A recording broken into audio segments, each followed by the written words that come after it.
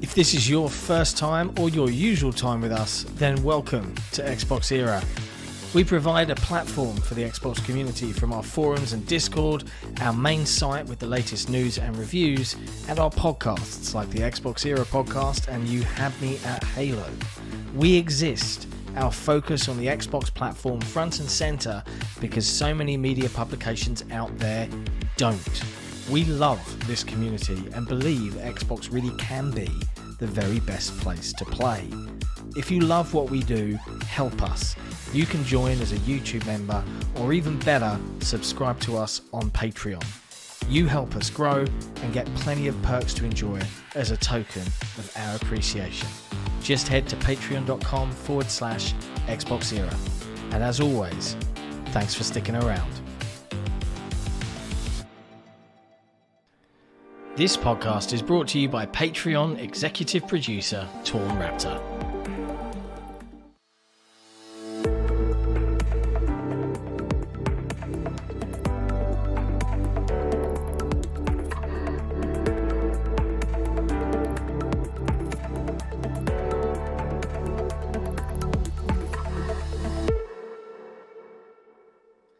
Hello, friends, and welcome to episode 163 of the XboxEra podcast. I'm your host, Sika Mechanico, and I'm joined, as usual, by Special Nick. What's going on? You feeling better this week? A little bit. Good. I'm feeling terrible today, so swings and roundabouts. You've flung it over to the UK. And as always, we have Jesse here as well. How you doing, my man? I am doing wonderful. I've just been playing Diablo nonstop. As is everyone. Probably people listening to this right now, we become Diablo. I've got it downloaded, and I blew 20 quid on the ultimate upgrade on PC, because I got the code with my GPU. Great. And then I got ill, and I just haven't Diabloed. Yeah, it's still outside of the early access. It gets you some other stuff like mounts and the first season pass in July and stuff. So there's still value there. Yeah. For any Australians watching, let me just check if it's still there. There's like a cheat/hack to get Diablo Ultimate Edition for $44 Australian, which I'm actually not willing to try myself. So if you buy the Diablo pre-order, if you buy the Diablo Standard Edition, yeah, wait a minute or so, then you buy the Ultimate Edition for $44 and then refund the Standard Edition. Yeah, it's a deals for you thing that pops up if you've pre-ordered the regular edition, which doesn't release until Tuesday. So you can just cancel that pre-order on Xbox. I'm on Ozbargain just now, and it's saying that it's expired. It looks like they fixed the hack. Yeah, I wouldn't be surprised if they canceled a lot of the ones that people got for swines. But you never know. It looks like they fixed it. Okay, so lucky I didn't do it. Yeah. Okay. Are you getting the FOMO? What I just said. No, I don't suffer FOMO. No, like there's not a little bit of Fortnite. You that's like, unless it's Fortnite skins or something. Yes, but yes, I don't suffer from FOMO with games. Who does that? I was just curious because I'm seeing it a lot, and I think Diablo is probably the first big multi-platform game that's causing a lot of genuine FOMO for people that maybe are waiting on that Standard Edition to unlock. You need to log in, John, because we've got an XboxEra clan going, and it's already like 30-ish people of the 150 you can have, and that's just early access. So gotta get in there quick. I need to get in there fast. I mean, but hey, XboxEra. Best team in the world, so I'm not gonna. We'll make a second one if we have to. Yeah. And welcome, chat. Look at all of the lovely chat people. You could be playing Diablo right now. Maybe you are, and you're just watching or listening to this at the same time, because that's the thing. It's a podcast game, right? Click, click, click, click, click, click, click, click, click. There's been a lot of minor things happening this week. Nothing too exciting, but. Before we do that, as always, and I guess on the subject of Diablo, what have we been playing this week? And Nick, you finally got to publish your Street Fighter review, so maybe we'll start with you. So I've been playing Street Fighter. So now I can talk about it properly. And I mean, as you can tell from the review, I liked it very much. So did everyone. Yes, I mean, this was one of those games where while I was playing Street Fighter for the review, I'm like, this game's going to review really well. Mainly, like, fighting games are an interesting genre to review because I feel like most of the focus goes on the content. Like, I loved Street Fighter V, for example. And I mentioned it a fair bit in my review. Street Fighter V's biggest knock was on its content. Yeah, I saw that, Jesse. It's biggest. For some reason, OBS just didn't want to have the display. I don't know. OBS sucks. Yes, it does. It was on the content. It wasn't on the actual fighting, which I find weird. Like, I don't know. I mean, I say in the review that 6 plays pretty much like 5, which is an evolution of 3. Yeah, but content-wise, it's like unbelievable. It's just there's so like the complete polar opposite of Street Fighter V, which launched with basically nothing. And exclusive to one platform plus PC. Yeah. Tons of accessibility options. I feel like they took a lot of cues from Killer Instinct because Killer Instinct had a lot of like audio cues and stuff like that for people who are hard of hearing and things like that. But yeah, just so much. I've already bought some of their equivalent of V-Bucks. Yeah, I saw your tweet admitting shamefully. I didn't want to grind. I didn't want to grind to unlock Ryu's original outfit and Ken's original outfit. So I'm just like, man, I'm just going to buy it. It was like $7 for like 250 fight money. So I just like bought it, got Ryu's, Ken's. Who else did I unlock? I can't even remember. I've still got some fight money left over. I'm working my way through all the story modes. Playing, obviously, more World Tour, more everything. And it's funny, you know, I've got this Street Fighter 2 top on, and you can just play original Street Fighter 2 in the Battle Hub, in the arcade. It's so cool. But what I found interesting was, during my review period, because you had a window, there was Street Fighter 2, Super Puzzle Fighter 2 Turbo, and Final Fight. I played the game again once it officially released, and Super Puzzle Fighter 2 Turbo was gone and replaced by this other ancient Capcom arcade game that started with V. I can't even remember its name. So I wonder how often they're going to rotate games in and out, change the games. But I quite enjoyed just sitting down playing Final Fight, Street Fighter 2. Yeah, it's great. I don't know what else to say. Like, it's just a really, really... Oh, yeah. Is that me going up to the arcade cabinets now? That's my review, What perfect timing. Yeah. It was great. Like I said, I mean, again, if you've watched my review, you know how I feel about it. My only gripe was I still find the visuals a bit... I don't know how to... They're just odd. Yeah, Street Fighter V evolved 4's look, and then with 6, I don't know, it's weird. They just didn't know what look to go for. Are we going for realistic? Are we evolving Street Fighter V's look? What are we doing? It's like they just weren't sure.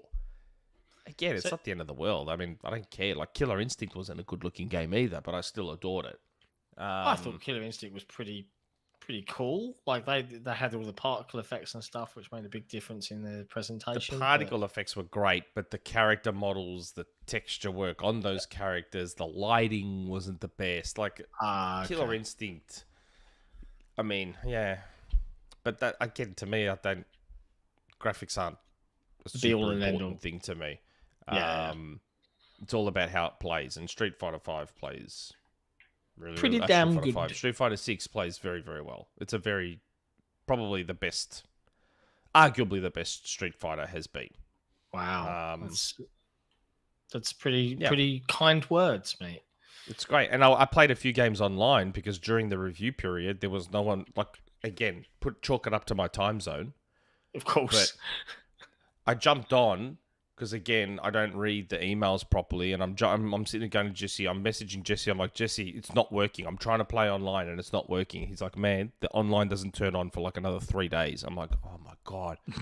So I wait for it for the online to turn on. I jump in to play online, and there's no one online. I'm like, how am I gonna do this?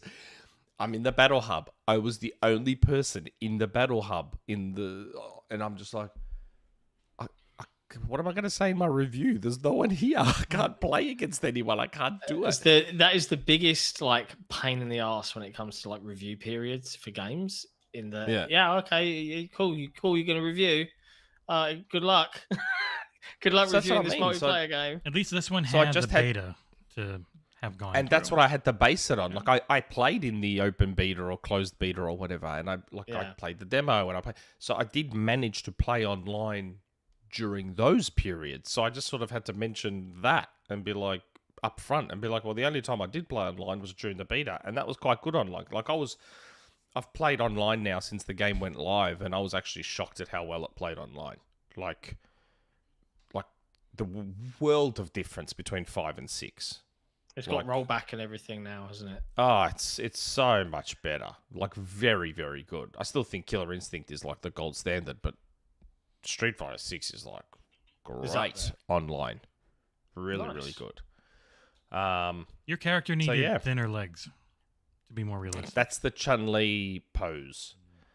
Because you just take their styles and yeah. But no, it's great. It's really, really good. I like Street Fighter 6 a lot. Well, so that's the one big game from this year or this week. And Jesse, you've been playing the other one. I have. I've been playing Diablo 4 a lot after playing it 100 hours for the review, and then kind of going, yes, this save's gone forever. This is not the smartest thing for me to do. But it was so good that I just kind of didn't want to stop playing. It's out now if you spent more for the Ultimate or the Deluxe Edition. And we've got a XboxEra clan with a space in the XboxEra, and you'll see me, Don Cabeza, as the guild leader. If you want to join, feel free to send a join request. It is like the ultimate crack loot game that you just turn your brain off a bit, because it actually gets pretty hard if you play on World Tier 2. But if you just want to turn your brain off and have fun, World Tier 1's there, and it's very easy to go through comparatively. Every class is fun and pretty different, which is nice because there's only 5 to start. I think they've talked about adding in more over time, because this very much is a live service game. So over the course of the next many years, they will keep adding stuff to it with seasonal content, which if you buy the Ultimate Edition, you get the first season, which I think starts in July. But yes, it's an enormous, awesome game. If you like Diablo at all, I think it's by far the best one, because it's been a progression in the gameplay, but a lot of people didn't like where 3 went with the story and with the look, where it was very colorful, and it was a 360 and PS3 game, so it wasn't nearly as, because like all this is all in engine. Like this is how it looks while you're playing, and it looks ridiculously good.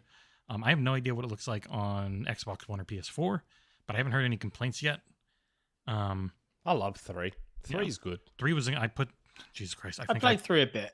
I put 3,500 hours into 3, I think, roughly, because it was a period where I was just playing that and almost nothing else. Man, yeah, that's hardcore. But look, I mean, I'm glad it's really, really good. I know, and it's interesting. There's 2 like controversies, shall we say, that I saw this week. One was Street Fighter 6 adding de novo DRM. Yeah, like after the game did we not mention this after the reviews, motherfuckers? That is some sly shit, Capcom. That's some sneaky shit. And I also saw Blizzard get criticized for all of the monetization and the microtransactions. But as I understand it, and keep me honest here, Jesse, obviously I didn't do the review, but they were very upfront and transparent about what would be in there. The store wasn't live when you played, but it's here's live loads now, of footage. and it's the exact same as what they showed. It's just cosmetics.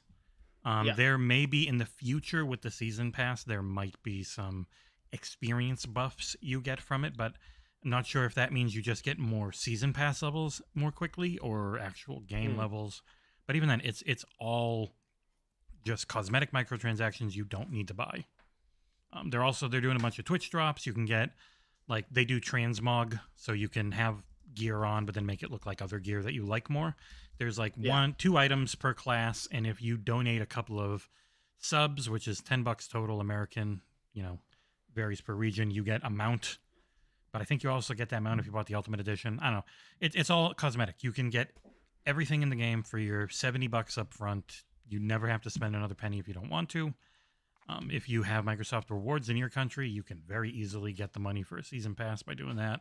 That's what I always do with like Overwatch and stuff. Yeah, people hate microtransactions in full price games, and I understand it at a base level. But I'm a pessimist, and I know it's never going to change. It never because bothered me. No, it shouldn't. As long as it's not pay to win. Like, people get angry. I understand getting angry at pay to skip. I don't understand getting angry at just cosmetics. Like, if it's only a cosmetic thing and it doesn't affect the game at all.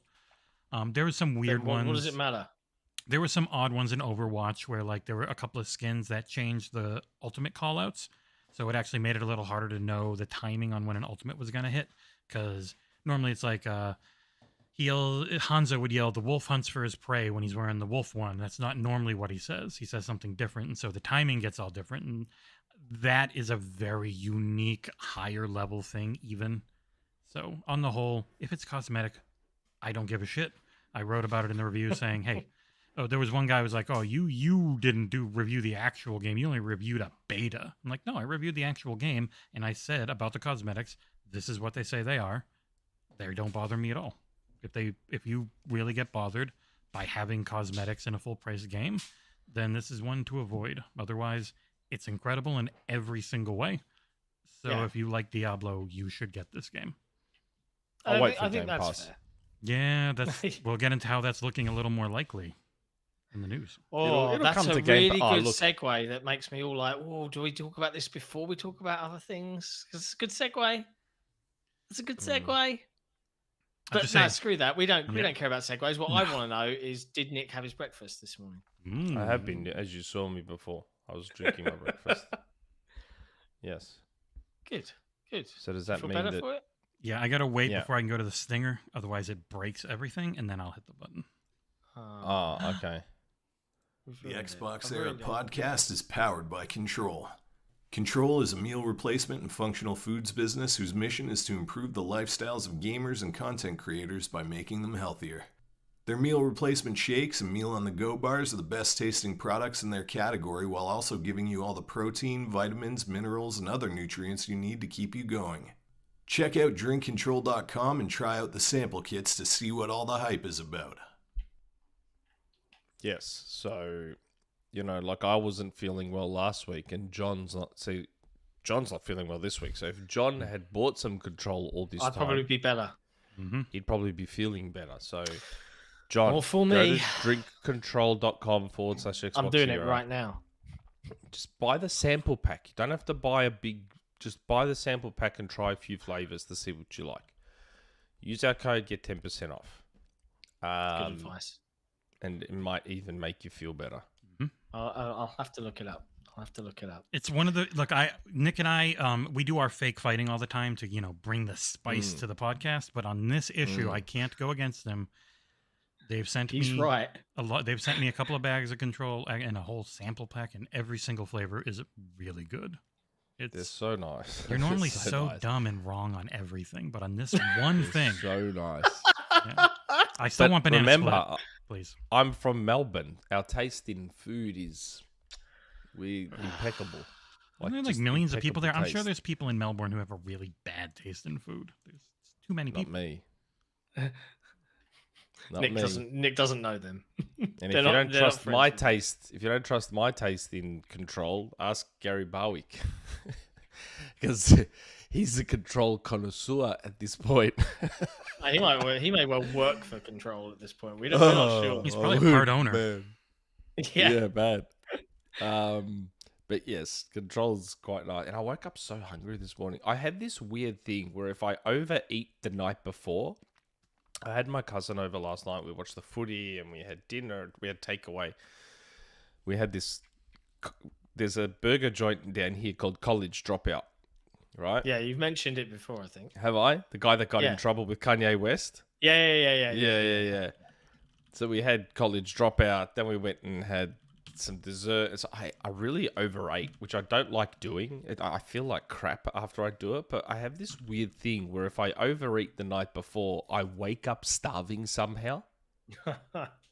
So I had already drunk most of this before the show had even started. I was so hungry. I was just like starving. So if you're like me and you're super hungry in the morning, mate, there you go. Especially if you use Make their sure you 2 get some. scoops to like 12 ounces or whatever, 8 ounces, whatever it is, that'll fill you up. I don't know. I do 2 scoops and I pour the milk to like 500 ml. Yeah, it's pretty thick. It's very tasty, but it'll fill you up. So good. It is an actual meal replacement. Mm. It ain't pretending. It's my breakfast. It is my breakfast on a Sunday morning. Yep. Literally. Cool. Very good. So, I mean, we segued into it. Should we touch on that before we touch on other stuff? Get it out of the way. Yeah, why not? So, let's talk about ABK.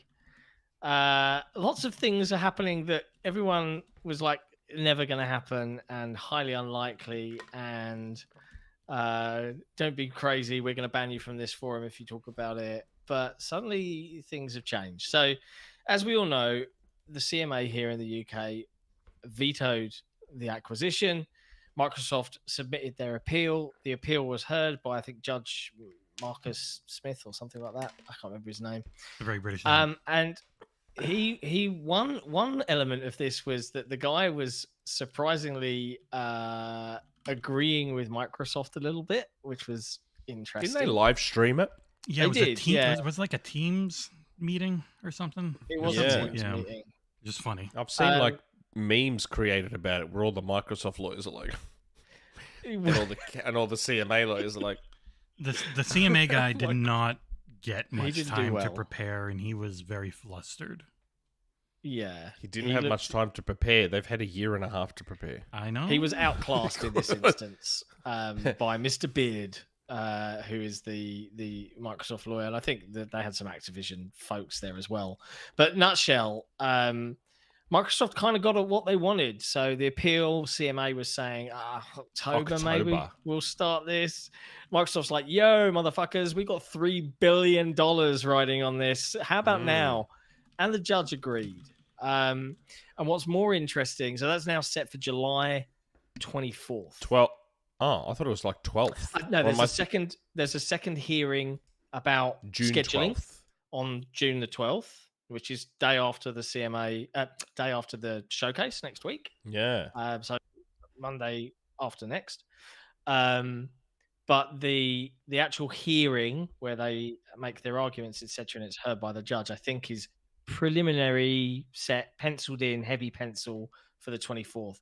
What's super interesting about this is the panel's been announced about who's going to be on this judging panel. But I also heard today that Microsoft, Brad Smith, and others are going in to visit good old Prime Minister Rishi Sunak and team to have a chat, have a very frank chat about this acquisition and their place in the UK. And yes, we're now hearing rumors that they might ring fence operations in some form to allow the deal to go through, which blew my mind because I thought that was a thing that was just no chance because of the implications. But I told you all this might happen, and everyone's like, "No, they're not going to." Yeah, but you're not a merger and acquisitions lawyer, so it doesn't matter. I know, but I'm a logical person. Like, it's if they're desperate for this deal to go through, then they're going to do whatever it takes. Like, I don't understand why it's so outrageous. I think like, the moment the EC approved it, it was okay. Whatever we have to do to get this done. Now, I have no idea what that is, but the fact that they are like, we are going to look into everything we can. Like, and people are like, oh, they're going to do it. It's like, well, no, they're paying people to look into it, which means they will if it's the only option. Because obviously, the first option they have is they approve it. That we work it out. They're trying to be reasonable about this. They're trying to be reasonable, and this is what I'm. It's just this is the podcast you watch. If you want the takes before everyone else, this is the podcast you watch. They've been trying to be reasonable the entire time, and. Like, you can't reason with irrationality. We've been saying this from the start. The CMA are a bit loopy and also probably a bit corrupt.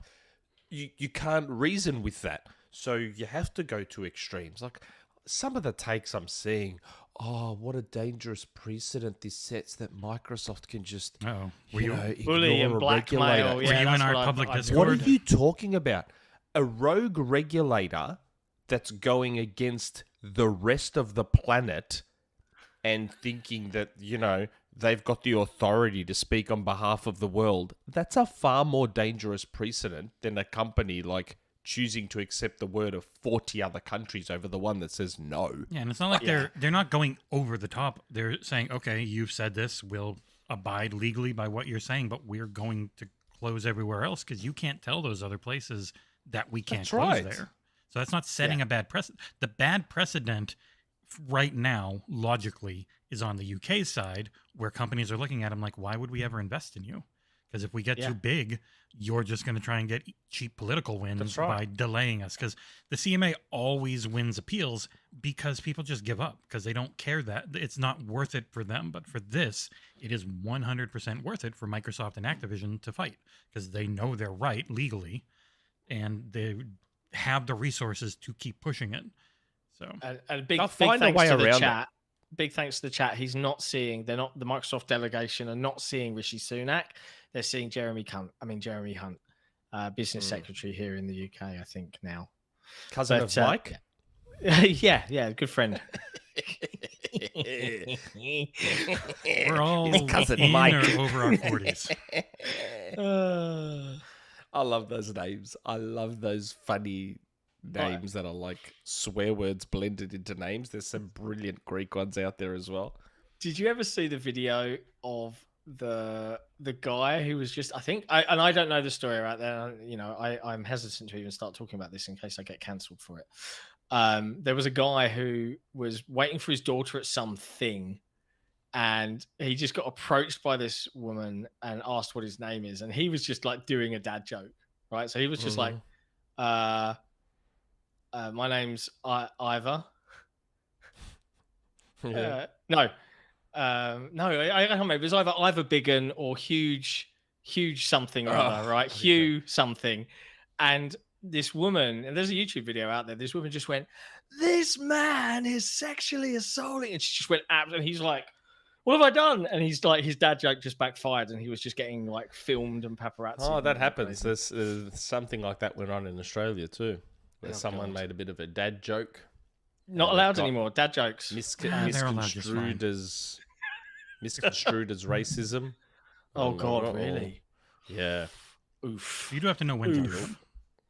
Yeah. Like, You've got to have the right. Sometimes it's just consequences and not cancellation. No. Yeah, I know. Sometimes. Most of the But time. yes, Microsoft are going to find a way. I They were always going to find a way. If they were serious about this deal, which we'd like to assume they are, they were always going to find a way around it. Whether that's pulling ABK content out of the UK, whether that's creating a splinter break-off distributor company specifically for the UK, whether that's pulling xCloud out of the UK, or look, they're going to find a way to close this deal around the rest of the world and work something separate out for the UK. The moment the EC said okay, I was like, they would close this now. The moment they can close this, they will. Like, instant they can if they. I'm find very the right curious about what pulling out and ring fencing the UK actually looks like. Like think that, I'm like, The most How are you gonna do common this? way people talked about was making, and it can't be them doing it. It would have to be Activision on their own deciding to leave and then use third parties to publish in the UK. But they have like teams and stuff there, so that it would be a lot. But it would be them deciding, for us to sell this company, it is worth it for us to do all this work and pull out of the UK ourselves entirely, and then license our properties for publishing in the UK. That was like the most. have popular thing I Activision saw. got UK-based studios? I think everyone does. Yeah. You guys have like 7 billion studios in there. Yeah, I'm I sure mean, they do. I'm just trying to think of what studios are the UK-based studios. Does anyone know? Look it up. Help me out, chat. Not off the top of my head, but I'm sure they would. Yeah, I'm sure they would. I'm just curious because what does that mean? If King. if Oh, they're there you go. closing, do they have to close The those K. studios? The K in ABK. Oh, King, Oh, King is King. based in Ireland. Oh wow. Ireland? Oh, that I wouldn't think they're count then. based in Dublin. Does that count? I never know. Yeah, I think Dublin counts. I might be wrong. Lots of tech places are there. Dublin. Reminded What? me of another one of those jokes. Demonware Dublin. is in Dublin, Leinster. Then they just call it Dublin. The Dublin. Don't you remember that movie Hall Pass? Nope. Remember Hall Pass? No, can't say I watched that Jason's- one. Jason Sudeikis and Owen Sledgehammer. Wilson. Owen Wilson. Oh wait, no, sorry. Yeah, Sledgehammer has a UK branch Dublin. in Guildford. Okay, yeah, Guildford's like the hub, so that doesn't surprise me. Warrington. Interesting. They've got a lot of like support studios and stuff in there too. So it would be a lot of Okay. work. It would be a lot of work. So It I'm would. I'm curious what this looks like. Like genuinely, like, how are We they gonna may pull this find off? out.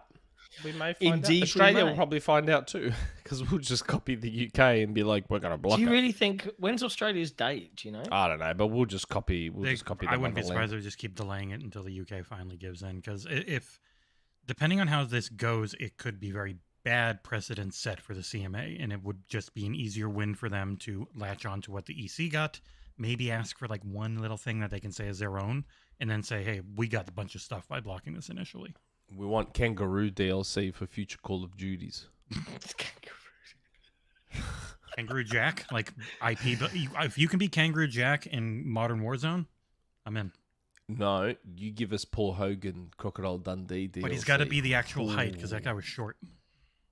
Yeah, yeah, Crazy. yeah. I mean, I doubt Australia matters that much anyway.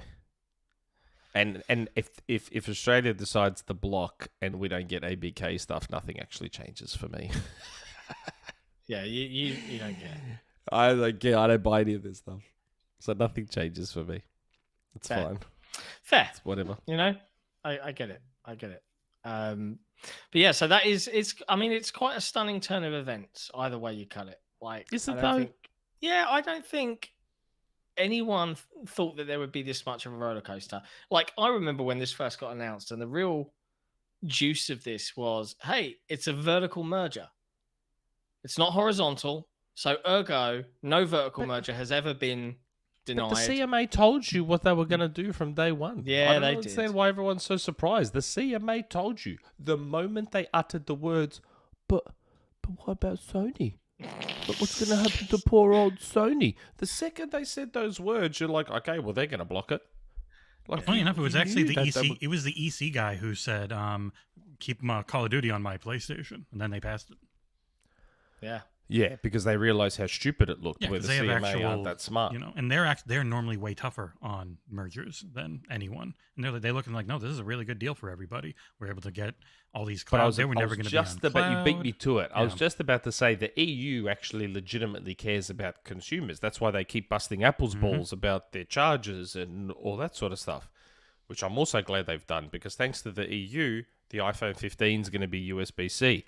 Restricted USB-C, but still USB-C. But the CMA was just out for their buddy Jim. What was it about the what were those documents that came out that it was like they hardly spent any time on cloud? It was 28. like The first mostly 28 weeks were mostly about Call of Duty Console. and other things, and then the last 4 weeks were when they looked into cloud and did a dog shit job of it. Yeah.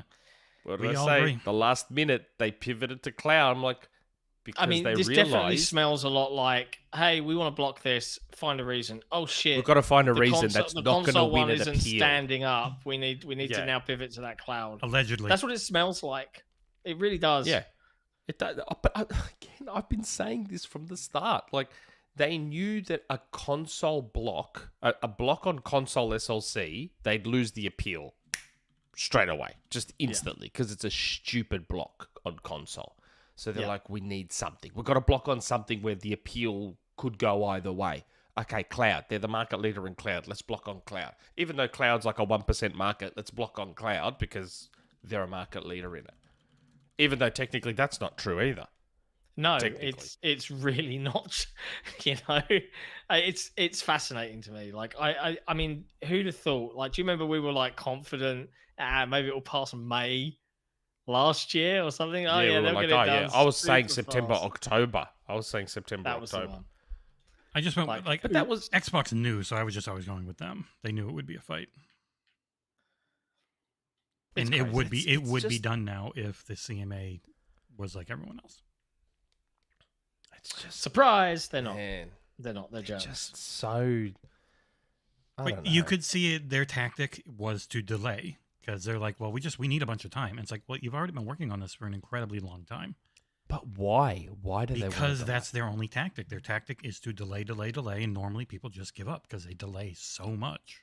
So Yeah, it's like, okay, yeah, we'll cause you to pass your date, etc., and then the companies are just like, okay, we can't afford this anymore, so we're gonna have to stop. It's really cheeky and it's full of shit. deep pockets. Microsoft got deep pockets, so Like, that's an interesting game to play. Microsoft and ABK have both got pretty deep pockets. I don't think they're companies you're gonna outspend. No, did you guys But- watch or like listen or read about that hearing? Because that was a very good Microsoft bad ABK. Like Microsoft's like, we're just gonna say everything by the book, and we know we're on the right here, and we're just gonna lay things out nicely. And then ABK just came in and said the CMA are a-holes. That like they were just killing. yeah, them. they went ham. The Yeah. Activision. Did boy, they he was really? not Yeah. happy. I was asleep while it was on. I think. Yeah, I didn't watch Or it, and about I to go think to there's sleep. meant to be a transcript available at some point, but it hasn't happened yet. So maybe we'll get that at some point soon, but it's certainly not yet. ABK was right, if that's what they said. They were 100% right. May well have been, but I think that the point is Microsoft are like trying not to rock the boat too much Microsoft and play knows- nicely. They know where they have to go, like how far they can push. They can push just the nice legal, hey, this is what should be happening legally, we think, and speak with the judge on their terms. But then ABK comes in and is just like, look at these, look at Swinging this their dumb dick. shit. What the It's just funny hearing people act out like, oh, this is a bad precedent what Microsoft's doing. It's like, no, what the CMA doing is the bad precedent. It's a very bad precedent and has been from the start. Like I get. what are you people talking about? I think they like where the CMA and the FTC are coming from at going at corporations more is good. The way they're doing it is terrible, and it sets terrible precedents because if they lose, then it just empowers the enormous companies that much more because they mess. Like that's Lena Khan's whole "I'll go to court and lose, I don't care" thing. Is like, but then you're setting a bunch of terrible precedents for the future. You should care about losing in court. You need to. The laws are bad Because and there's that's what we need deals to you should fix. fight against out there. There are deals you should actually fight against. Mhm. Like Rather Nvidia gave than up on just ARM doing right it. away because they knew they were never going to actually get it in the end. Once people were like, no, bad. Just, man, I said it from the start. You don't want a regulator being dodgy. Like, that's not a good thing for a regulator to be dodgy. Companies are dodgy all the time. Like, we expect that. But a regulator's not meant to be dodgy. Like, It's been like, honestly, I know we moan about it every week. Every week. It was Like, not ugh. interesting for a while. It is now. Yeah. I think that's fair. is it? Yeah, very. It's new and it's different. It's an unprecedented thing. And instead of It's just only guessing, new if you didn't already know this stuff was coming. That's the only reason it's new. Me, who knew the CMA was dodgy from day one, could see this coming. Yeah, You all assumed professionalism and everything being above board, which is understandable. I just live in a dodgier place. That's all. So Melbourne's dodgy now. oh yeah, Well, we are England's criminals, are we not? Fair play. Yes, you are. We know dodgy when we see it. But there you go. Experts. Absolute look at experts. how dodgy this But next yes, guy is. My God. if you like ABK discussion, and if you like the ABK deal, then hit the like button on YouTube. That's not dodgy. Shout. That's easy to do. I did see Pico Trek was giving us a like ratio in the chat, and he was like, he was not impressed. Nope. We're on 69 likes. I wouldn't mind it staying that way. We're on 60. Maybe just leave it. If it was like episode 15, someone ruined it. It's now 70. We were episode 15 or 20 of the podcast, and getting 69 people to watch was a huge accomplishment. I'd be okay with it, but not anymore. Yeah. Yeah. Damn. We were on 69 likes. I'm like, you know what? Maybe we just leave it on 69. Maybe this is okay. Quick, everyone dislike. Fine. No, wait. Yeah. Okay. Oh, dear. So, yeah, so can you turn me the right way, please? I already have. This is the... You're just winding him up with video playing. That's the ABK news. Elsewhere, Ratchet and Clank is coming to PC.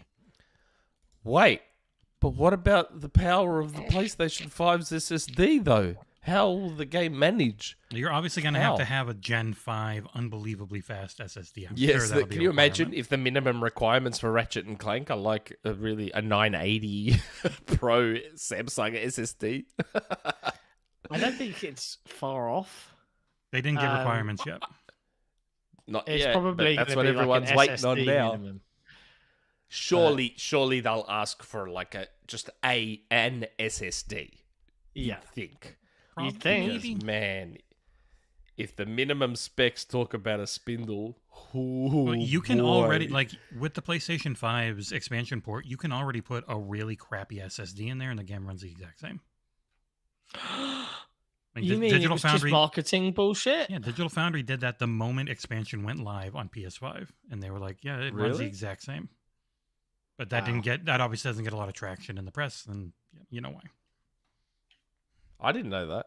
Mm-hmm.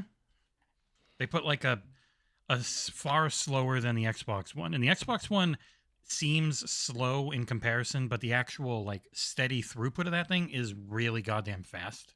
It's like I got a constant 2.5 to 3. Fast. So the theoretical maximums on the PlayStation 5 are higher, but what you get constantly for reading, will vary, and its write is actually way worse. But they put in like a really shitty SSD. It worked the exact same pretty much. So that's so dodgy. Yeah. And nobody talked about it. I can't believe. I'm just shocked that it's 2023 or 2020 at the time, and people still believe that bullshit marketing speak. Like, I'm actually shocked that that's still a thing. Like, when we were kids in the 90s and Sega was like, oh, Sonic the Hedgehog, blast processing on the Mega Drive. Man, blast processing, you can't beat it. It's the best. We were stupid kids. Like, of course kids are going to, like, believe all that marketing buzzword hype and be like, oh, my God, the Mega Drive's got blast processing. It's, like, the fastest thing ever. Kids are stupid. But why are grown adults believing it? Because they're also stupid. Like, yeah. Well, Sony said that this SSD is, like, it cures diseases and stuff, so it's got to be real. Like, man, this thing is legit. Oh, my God. And Sony's been doing it for so many years. They did it with the PlayStation 2. They did it with the PlayStation 3. Like, when are people going to learn? Never. I don't understand. I always used to laugh when people would be like, oh, yeah, the SSD, that's just, real. But the smart delivery stuff, that's just marketing buzzwords. And then, like, it's a buzzword. Next gen games started launching, and it was like, oh, wait. Oh, wait. Maybe not.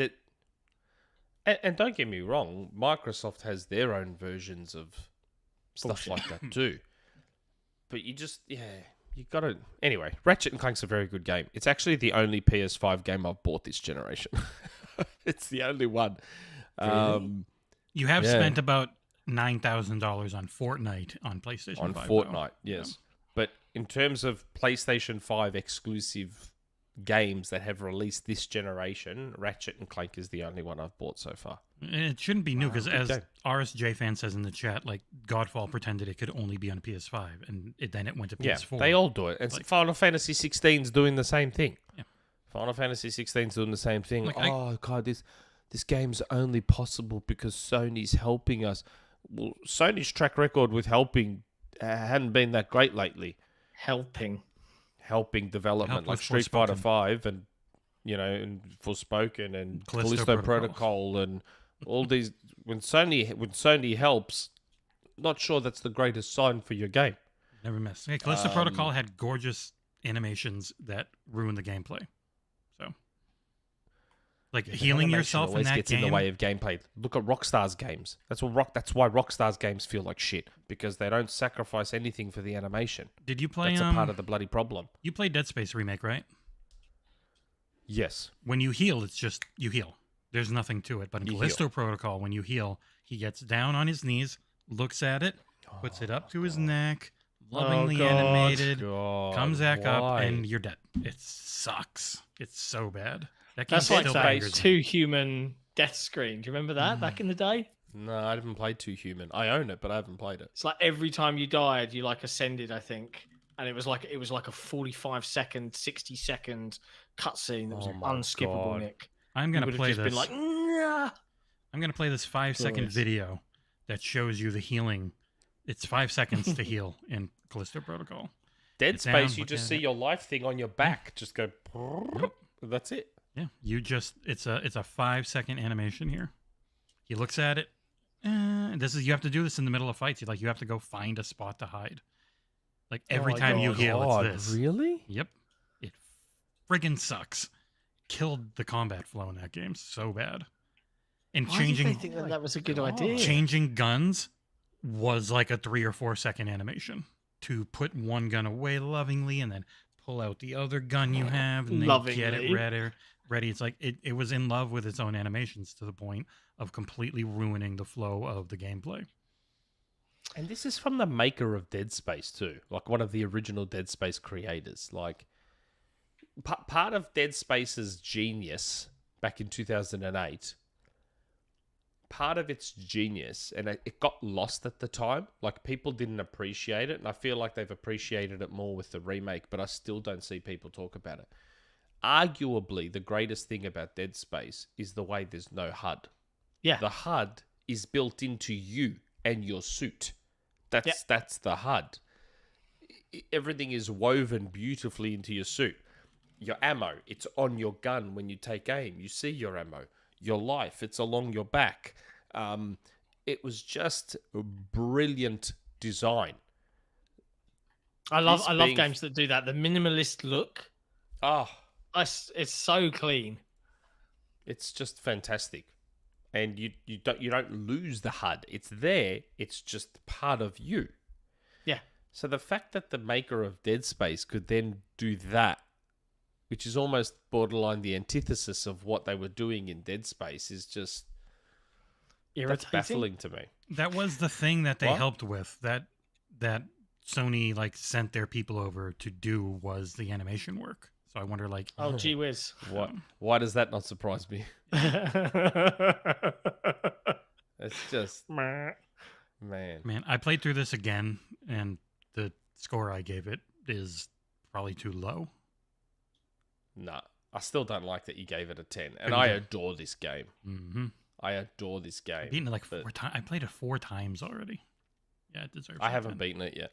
I still Shut have to up. beat it. Go away. Who cares what you say? I still have to beat it. I Nick, beat the what's shit out going on of the with you first and game. I finishing got the games? full 1,000 gamer score or whatever in the first game, in the original, and the second game.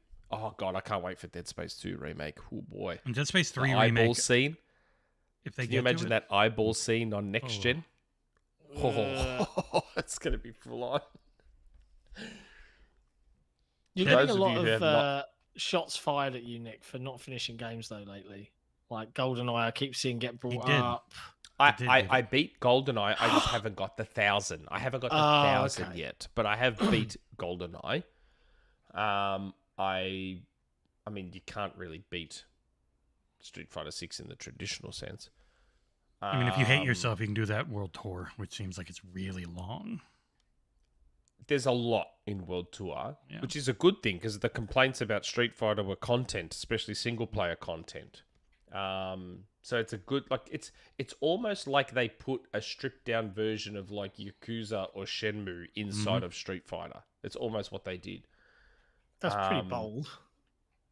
It's not full on. It's a it's lot. not like super high budget. There's not a lot of voice work from outside of main cutscenes and stuff. Even visually, but, it takes a hit. Visually, it takes a serious hit. I think a lot of the NPCs are just character creator models. Like probably randomly generated. Really? I did thoroughly love the idea that you can literally walk up to almost anyone and just beat the shit out of them. Like, oh, there's this old lady here just shopping. Challenge, and you just kick the crap out of her. It's so good. But anyway, we started talking about Ratchet and Clank, and we did. We were mocking the SSD. We were getting all spicy. So yes, Ratchet and Clank is a very good game. Wait for it to come to PC. Don't pay the $125 that it is on PlayStation 5 in Australia. Get it on PC, where I am thoroughly interested to see if it runs on a spindle hard drive. You know, it probably could, because you get 12.5 gigabytes of VRAM, or of total RAM usage on a PlayStation 5 for a game. And newer graphics cards, like the ones John and I have double that. I wonder if that's their way around it. You could literally load that's the their game way twice. around it. Yeah. I don't know. I mean, if you look at The Last of Us, you need like 10 gigs. Yeah. That's going to be very... I mean, look, I have the incredible PlayStation 5 computer entertainment system from Sony, so I don't have to worry about it. But for those of you who are going to get this on PC, please let us know. I'm going to enjoy the Twitter activity once Ratchet and Clank actually comes out on PC. And you know, and clearly, that was the announcement that Tom Henderson and the Snitch was saying, hey, this thing was meant to be at the PlayStation. I know why Sony pulled it, because can you imagine the reaction? Like, the fanboys already melted down over that showcase. Could you imagine if during that showcase they announced Ratchet going to PC? Like, that is exactly my thought, right? They're already fighting against that. Why are you releasing our precious exclusive games onto PC? That's horrible. Don't do that, Sony. And then they make it a part of the showcase. Oof. Yeah. That would not have gone down well. I saw a lot of people questioning why they didn't put it in the showcase. And I was like, it's really obvious. They know they're more fervent fanboys who have been treated for 10 years as PlayStation first party is only possible on PlayStation, decoded to the metal. It's prestige to be on that hardware. You can't get it on PC. You can only get it there. That's why you got to have their ecosystem. It sells everything. It's like, oh no, they just want to make more money. They realized we can put it on PC later. And they really do want to make more money, right? They do, but the funniest part is the way they openly are happy to get you to double dip rather than doing what Microsoft does, which is play anywhere. It's like, no, we want you dumb shits to pay twice. We want you to pay twice because you're stupid dumb shits. Microsoft does twice. They do play anywhere on a lot of third party too. Like I bought Mortal Kombat 11 for $9. Capcom had done heaps of them. Capcom had done a bunch of them. Sega, Capcom, and WB are play anywhere on pretty much everything. Like I got Mortal Kombat. I got Shadow of Mordor. 6, no, I don't think Street Fighter. Monster Hunter Rise, the Persona games, like especially if it's on Game Pass, it's always play anywhere. But even if it's not, you still get it quite often. Guardians of the Galaxy, Marvel's Avengers. That's really good. Like I love Play Anywhere, and I was sad Diablo isn't. I have to admit, it is cross progression. So if you ever do get it cheaper on sale, it's fully cross play, fully cross progression. So I've been playing on PC, but I also have. They gifted my account an Xbox code, so I got it twice. I'm very sorry. Interesting. So if I jump over to Xbox, I think I'll just unlock every achievement that I've earned. Oh, okay, that's good to know. That makes me a happier man because I like to play on Xbox primarily because it's comfy. I've got the big screen and everything. Diablo is very much a PC game, so I've got no objections. You know what? Everyone that I've seen is playing it on controller. Yeah, even if you're on PC, I like playing it on controller. Even on PC.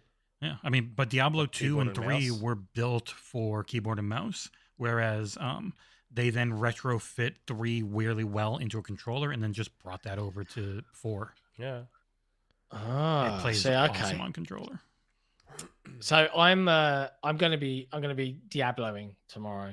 So I'm quite looking forward to it. I have to admit. Make sure you join the XboxEra clan, Xbox space era with XEra, XERA as the short.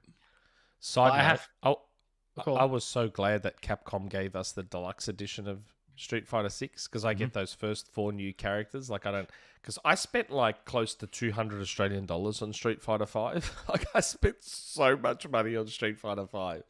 So I was like, oh god, at least I get the first year of characters as part of it. I was so happy. Oh my god, I spent so much money. All the big publishers generally give reviewers the top version of a game because they want you to come back and review future content too. Or people just yell it's payola. But, Street Fighter 5 was so good. Everyone hated that game. I loved it. I thought it was so good. I'm quite looking forward to getting into Diablo, and I do want to try Street Fighter 6 just because it's quite broad and it's a little bit more accessible this time. But you don't like fighting games. Yeah, but I'm always open to. And it's got the World Tour mode. You can just focus on that. Yeah, just trying new stuff. But I can't do any of that tomorrow until I've come back from seeing the Spider-Verse sequel, which I'm quite looking forward to as well. So I got to do that. Got to go see that. I got a $5 ticket. Thanks to T-Mobile. I got to go do that. Thanks, T-Mobile. Nice. You the best. Yeah. No. Okay. Now let's get into some showcase talk. More Xbox related stuff. Yeah, Xbox related showcase on our podcast. Talk. Actually, talk about Xbox. I know. Well, we kind of been talking about Xbox a bit, right? We're talking about games we're playing on the Xbox, but there's been a lot of conversation. Should we word it that way? Conversation this week. Yep. About Fable.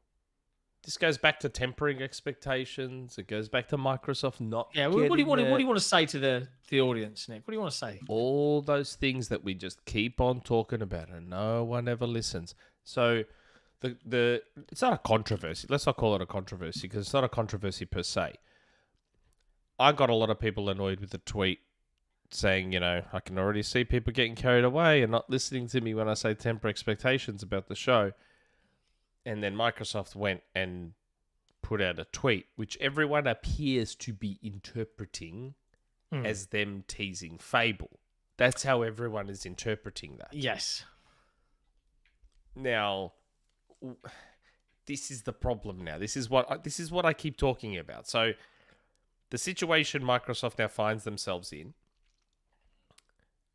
if Fable's not at the show now, right? If Fable's not at the show, people are going to melt down.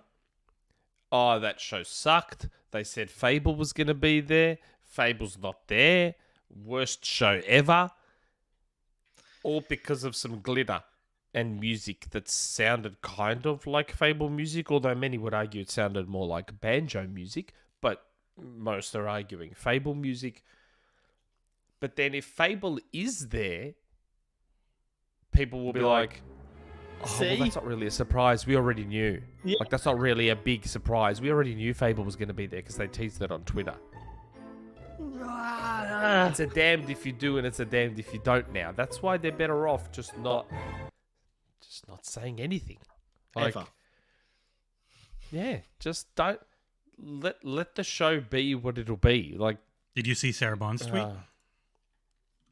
The fire one? Mm-hmm. She said 3 fire emojis on the and then hashtag Microsoft Xbox always Showcase. does that. They always that's the problem. They always do that. You call it a problem? I just call it marketing. That'll be fine. Yeah, well, I just do we think Rand Fable's going to be with there? a super chat? Oh, go on. Hi, Rand. You mean this tweet? I have absolutely less than zero interest in Xbox games, but I'm going to make sure I'm the host of an Xbox podcast. Lol. No, that was your tweet, Rand. My tweet was about the Starfield controller, that we'll which get into we'll in a talk bit. about next. Yeah. My tweet was about that Starfield controller. I've said from the start I have no interest in Starfield. That shouldn't be a surprise to anyone. I'm not interested in a 150-hour space RPG. I'm just not interested. I'm a bit interested, I have to admit. I'm quite looking forward to trying. I know you are, but there's Sarah's tweet: Xbox Showcase, fire. Like, just don't say anything. No, it's they too late. can. Don't say anything. Maybe they've got a great show and they're really confident about it. But they say that about all their shows. They not like this. They say that about all their shows. They say all their shows are the greatest. They say all their shows are this, all their shows are that. You find me Don't say examples of that. anything. They didn't say that shit. Let the show be the show. Just let it be whatever it is. Like, Sony's already given you the open goal. They've pulled the keeper away. so just go and score the goal. Like, don't sit there and celebrate Nick, the goal before you've scored it. Just go and score the goal. Are first. you confident they can score the goal? No, I'm not. I'm never confident that Xbox can score the goal ever. Like, I'm never, because you don't like anything they make. Don't get me wrong. I'm aware of some of the show. I know some of the stuff that's at the show, and there's no way known I'm teasing or saying because I'll get in big trouble. And You're already in trouble. Because I mean, you did tell us all about it just before we went live, and that was really fun and exciting. And my guy was like, "Hello, Gears Collection." I'm like, "I didn't mean it. It was one stuff up in 2.5 years." He's like, "Well, you gotta." He's not saying Gears Collection there. He's saying he messed up by announcing the Gears Collection. Yeah, messed up by mentioning Gears Collection. Yeah. Like, he's now trusting me less. He's now trusting me less. He does this stuff all the time, Gears Collection. If he says something, it doesn't mean he's teasing it's there. He's not going to tease anything that's there. He's referencing the fact that he made a mistake teasing in the past. Anything that's there. I know some of the stuff that is at this show, and I'm not even going to give an opinion on what I think of the show based on this stuff. I'm just saying that in general, I don't trust Microsoft to score these open goals. That's all I'm saying. It's a marketing event, and you're annoyed that they're marketing their marketing event. Like, it is just a 2-hour-long marketing event, most likely. I know on it how is. long it goes. I know. It's just ads. It's the same way people get upset and say, "I need a surprise." It's like, why do you want to be surprised by ads? They're just the ads. Yeah. Why? What do you care about a surprise? People get really invested, though, right? The platform investment, we know it's a thing. It's fun to be surprised. Yeah, it is fun to be like, whoa, what's that? Who thought that? Da, da, da. But also, their shows have been really good the last few years. Like, they've been very solid. I can't fault Microsoft showcases literally for probably the last 3-4 years. They've been just good, solid. I think that if anything, they often have too many games sometimes that it becomes like a whoa. Can you give me a little bit more focus on this and show me it?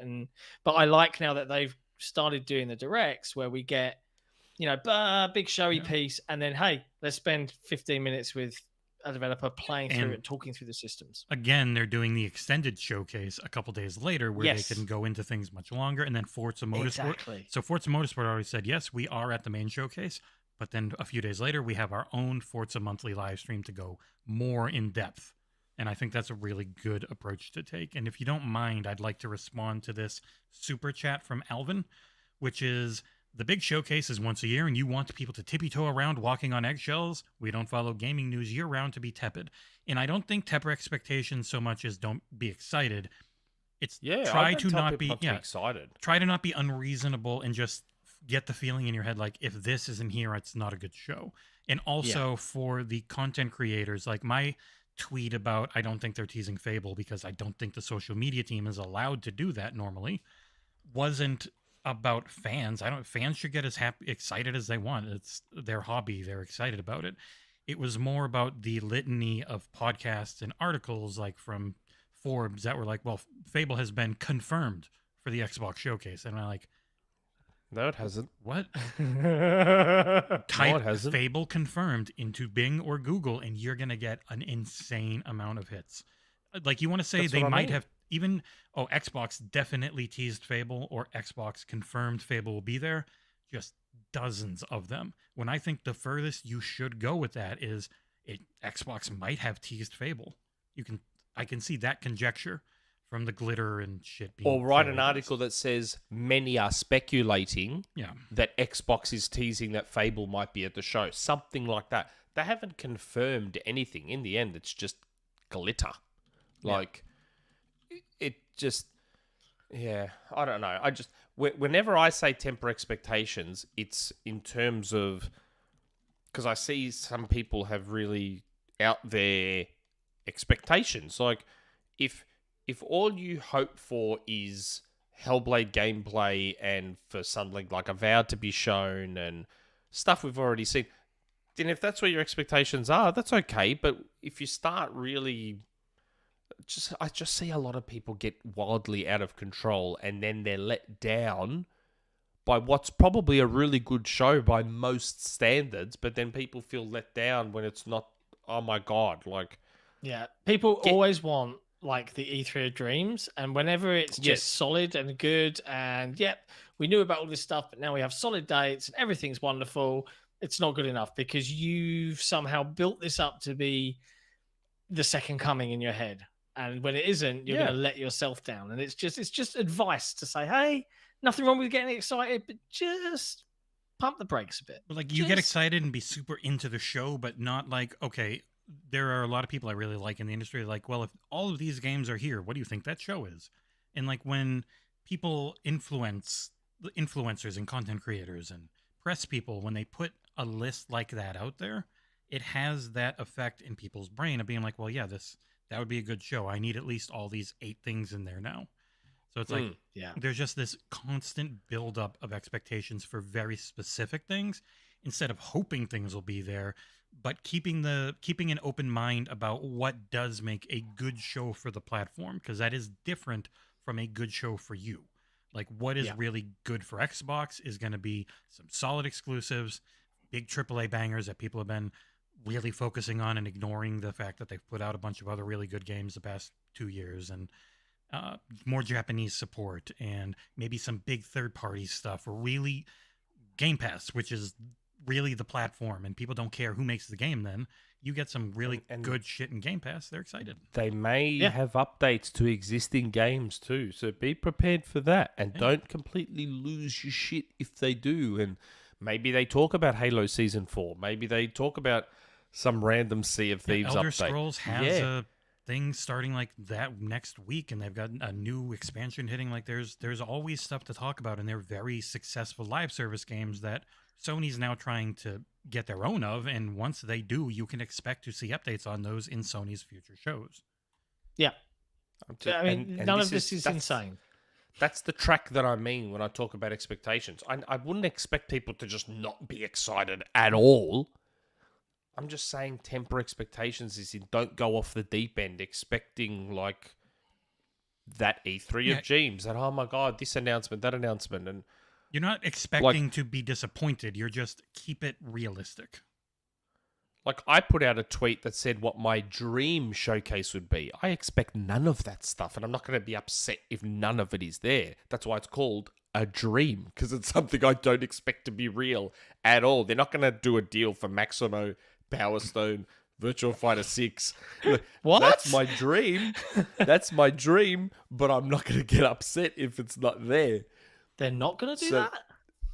You know, I did have Crackdown 4 and Killer Instinct on that list also. Of course you did. Killer Instinct the only realistic one, I think, anytime soon is Killer Instinct. Yeah, it's probably Killer Instinct.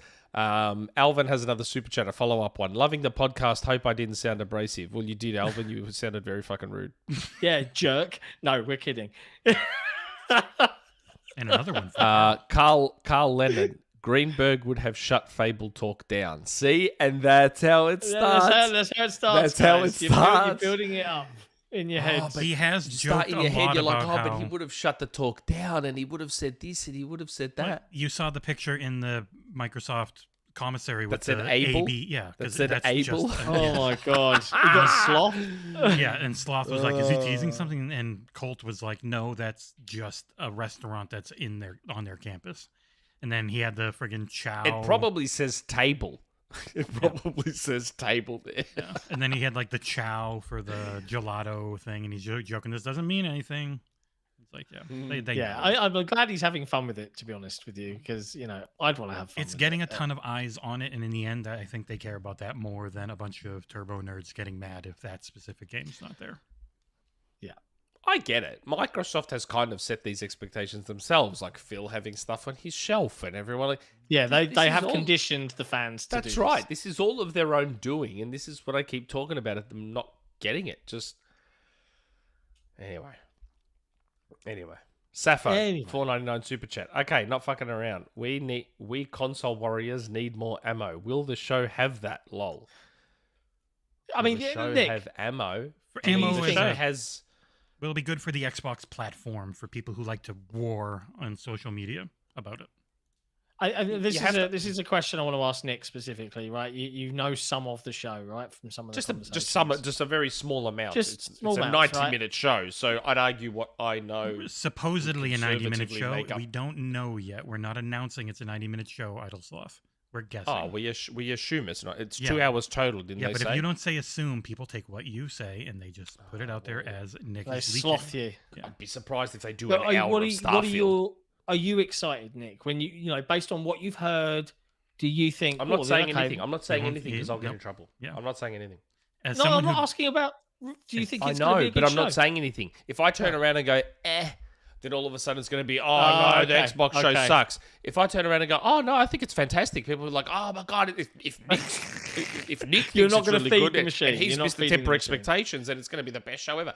I'm not saying anything. How about this? As Okay. someone logical who's just looking at what they've announced, how many teams they have, and how confident everyone around the show's planning seems to be, I would expect a solid show. I would be very surprised if it was a, wow, I'm disappointed in certain ways. Because the PlayStation Showcase had a lot of really good-looking games. It just had the very Xbox 2020 version of that, where it was CGI trailers with no hard dates. And I think Xbox, and I think Jez said they ditched the 12 months thing. That's like the main change they've done. They're going to show things a little further out. The binding contract that everyone took as a binding contract the for thing some that they stupid immediately reason that was said never a these binding are contract. estimated release dates in the bottom, and people ignored. But yeah, so I like still can't. That was the dumbest thing ever. I still can't believe the big deal people made out of that. But It's a you big deal. said 12 months. Ex- So in John's article, we showed that globally, and not just in the US, but globally, the Xbox is way more searched than any of the other platforms. PlayStation, story. PC, Switch, they're actually normally really far above them in Google searches. And so people just are always focused on it. Like Paul Tassi has talked about before, he's normally looking to have an Xbox article like almost every day because he chases SEO.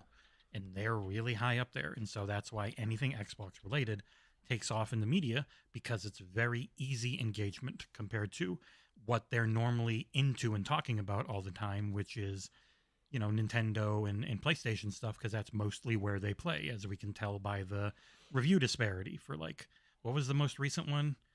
Street Fighter was like 82-10 PlayStation 5 to Yeah. Xbox. And you can ask to play it wherever you want, and it is cross-platform and all that. But people are just playing there that do reviews, so that's what you see. Funnily enough, And you know what? I don't begrudge people from having a preferred place to play, but I just find the whole refusal to be like, yeah, I prefer PlayStation, like out loud, like it's a sin. yeah, it's not It's even okay, guys. it's not a bias in coverage. because deep It's, down they know it is. No, it's it's not a bias in It's coverage. just saying, well, this is where me and all my friends are at, so it's where I'm going to choose to play normally. It's just where I'm more comfortable. It's not like, oh, I'll give it a better score on here. It's people always take it like, oh, their bias is showing with where they review, and it's like, no, it's just where they're comfortable, where maybe they have the peripherals they want and stuff. Like you Yeah. saw it with Diablo, a very I'm PC centric franchise, was mostly on PC. Brandon G, don't do that. We're not an Xbox podcast complaining about Xbox fans being excited. We've just been saying, Yeah, we said the if you want to opposite. get excited, get excited. Temper expectations doesn't mean don't be excited. Like, it just means temper expectations. That's all it means. It means be realistic about what you're hoping versus, well, if and I don't get what I'm wildly hoping, yeah. upset if you don't see everything you're hoping to see. That's what temper expectations come is. into it It's with not, an oh, open don't get mind. excited and the show's going to suck. It's just keep the expectations realistic. Like And for fans, there's so much rude stuff I could say right now, and I'm not going to say it. for There's so much fans, rude stuff I fans could get say. super excited, be way into it, be hyped. It's your hobby, it's the thing you love and put money into. That's awesome. A lot of it is for press people and content creators and stuff who just start saying what we said earlier and you might have missed, which is Fable confirmed or Fable was absolutely teased. And it's like, no, it wasn't confirmed. It wasn't absolutely teased, but saying they might have been teasing Fable, or some people think they're teasing Fable, is okay. And that sets expectations. So tempering expectations comes a lot down to the press and the influencers. They are influencing people's expectations.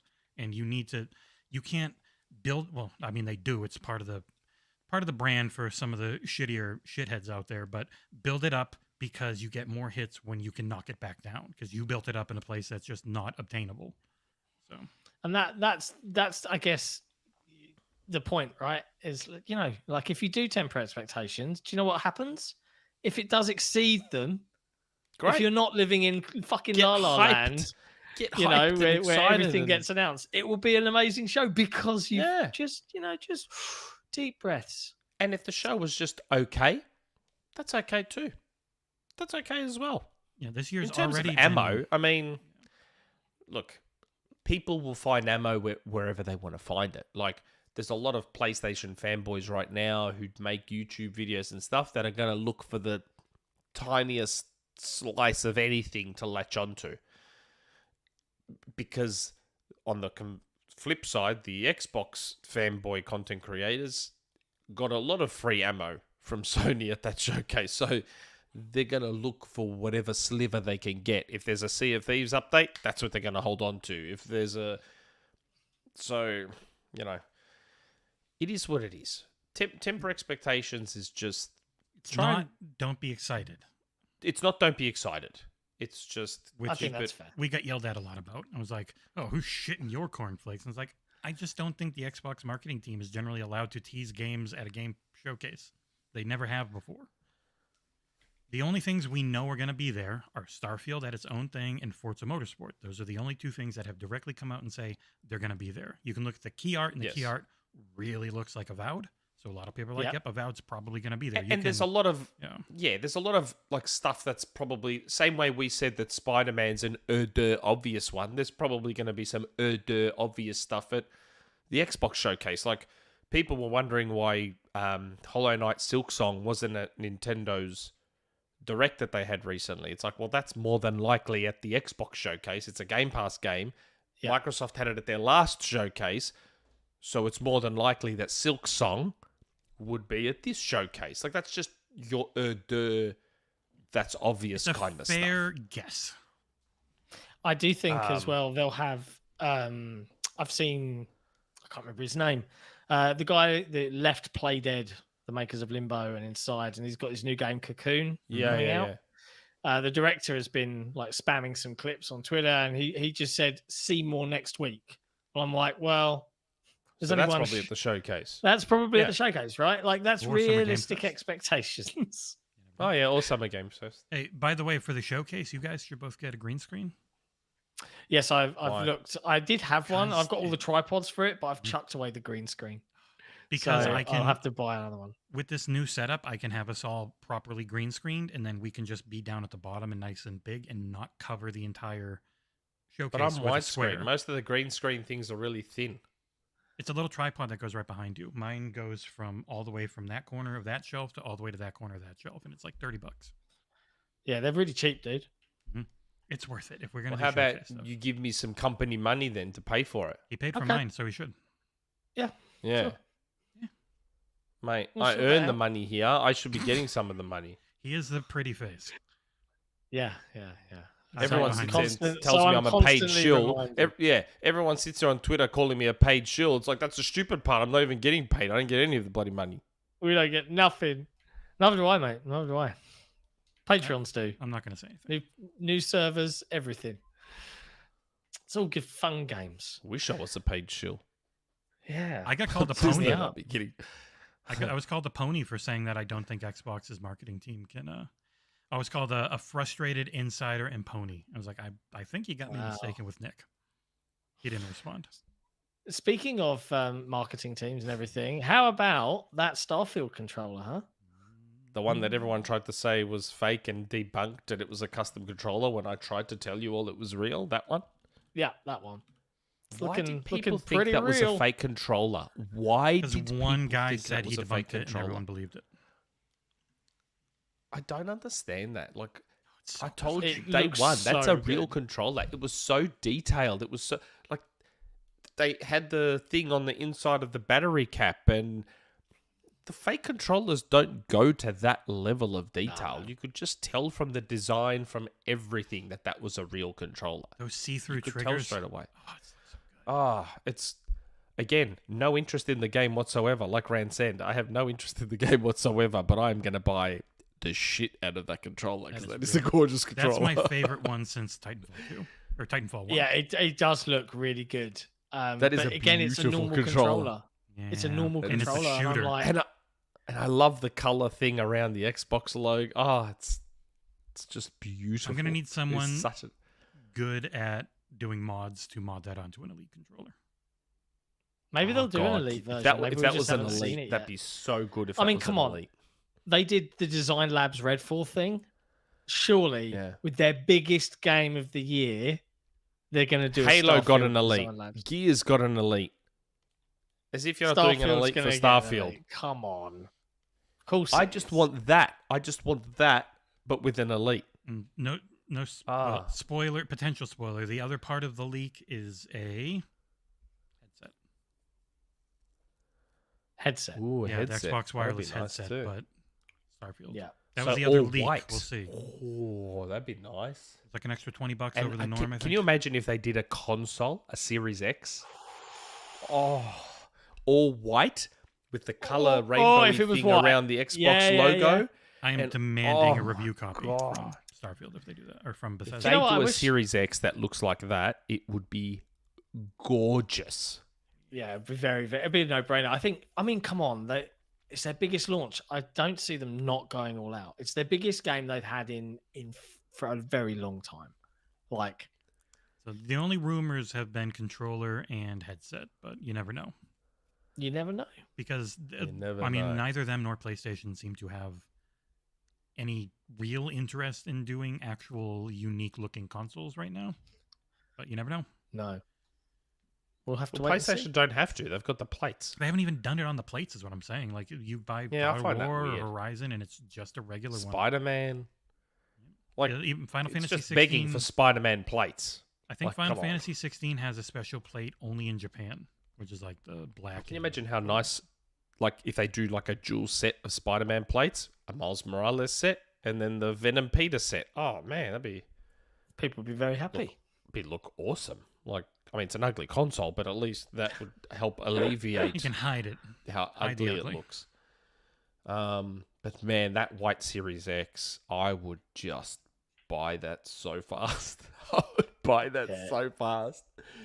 It would look actually really good. I'd probably sell the Halo one and just use the Starfield one. It'd be Wow. so nice.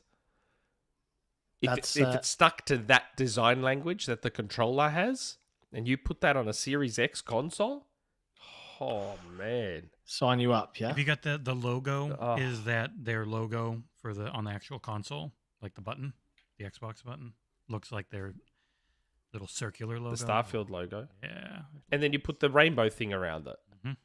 Oh. it makes And a then nice the rest sound. is white, and you've just got some of that stuff there, the numbers and all that little designy stuff. Oh god, You have some cool space I want sound that. when you turn it on.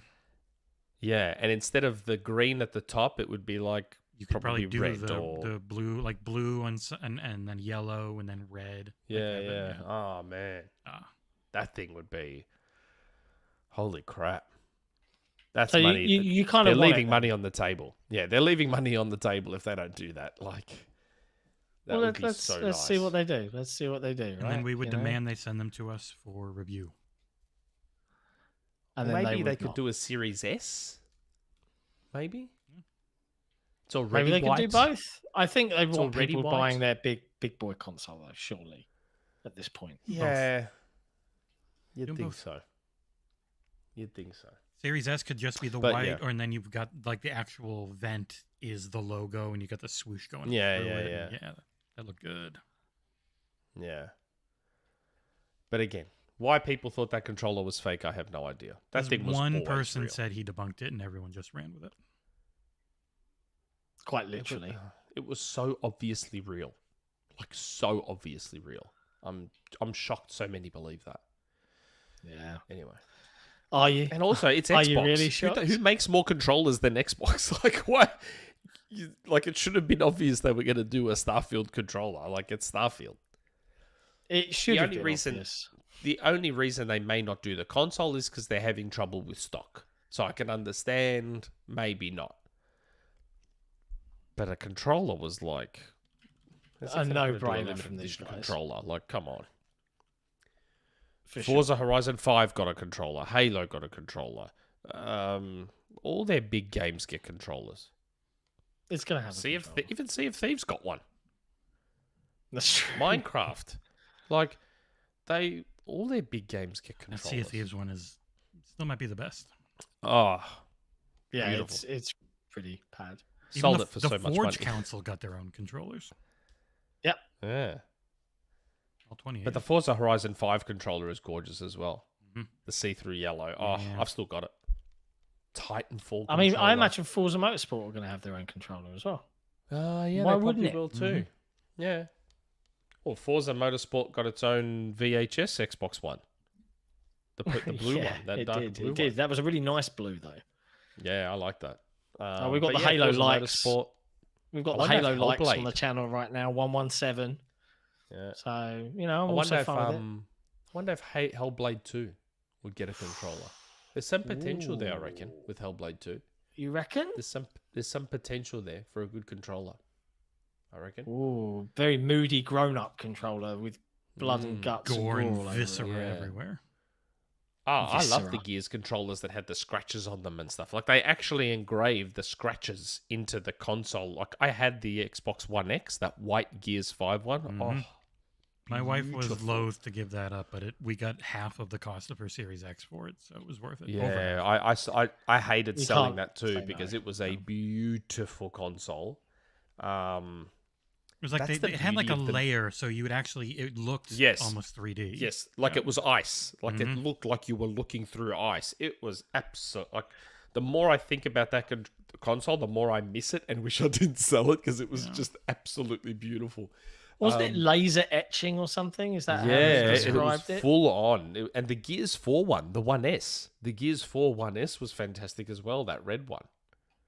Yeah. That was all the Gears limited edition stuff has been unbelievable. The controllers, the consoles, all of it. That has Elite just is been worth a lot. The Gears Elite. Oh, that Elite is worth. I think it's like $1,000 Australian on eBay. I'm so What? annoyed I never bought one. No, I'm so that annoyed is I a never crazy bought one. amount of money. Well, Oh. other things I don't get mad anymore. I just sold to get this new GPU. I sold my Rock Band 4 kit for a very large amount of money. They don't get made. People will spend a lot for them.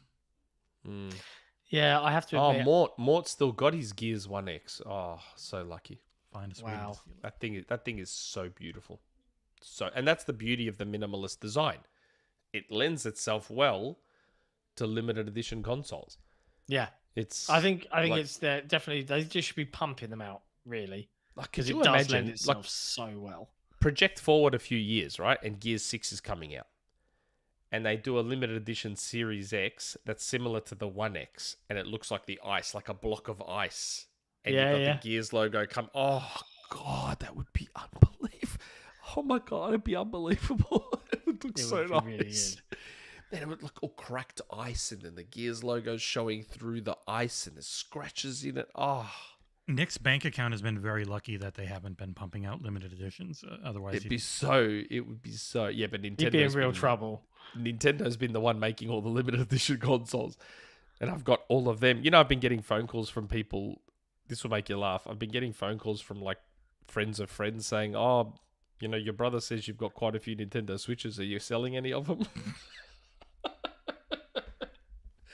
I'm like, no, man, I'm keeping if they're them your all. I've brother's got friends, four are of they just offering Bitcoin?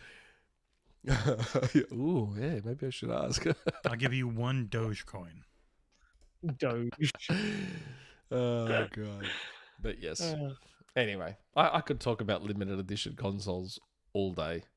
There's so many. I mean, there's some gross ones out there, but there's so many nice ones out there. I bought my brother the Batman PS4 one, that silver Batman one. That was so nice. That was Very so nice nice. looking. The eraser, the stupid slanted eraser PS4. Got him the Batman one. That Metal Gear Solid one was nice. You know, that mauvey burgundy red one. Oh, Yeah. that was nice too. That was nice. I'd like to do a whole episode just dedicated to talking about limited edition consoles and controllers. It'd be so good. I can tell.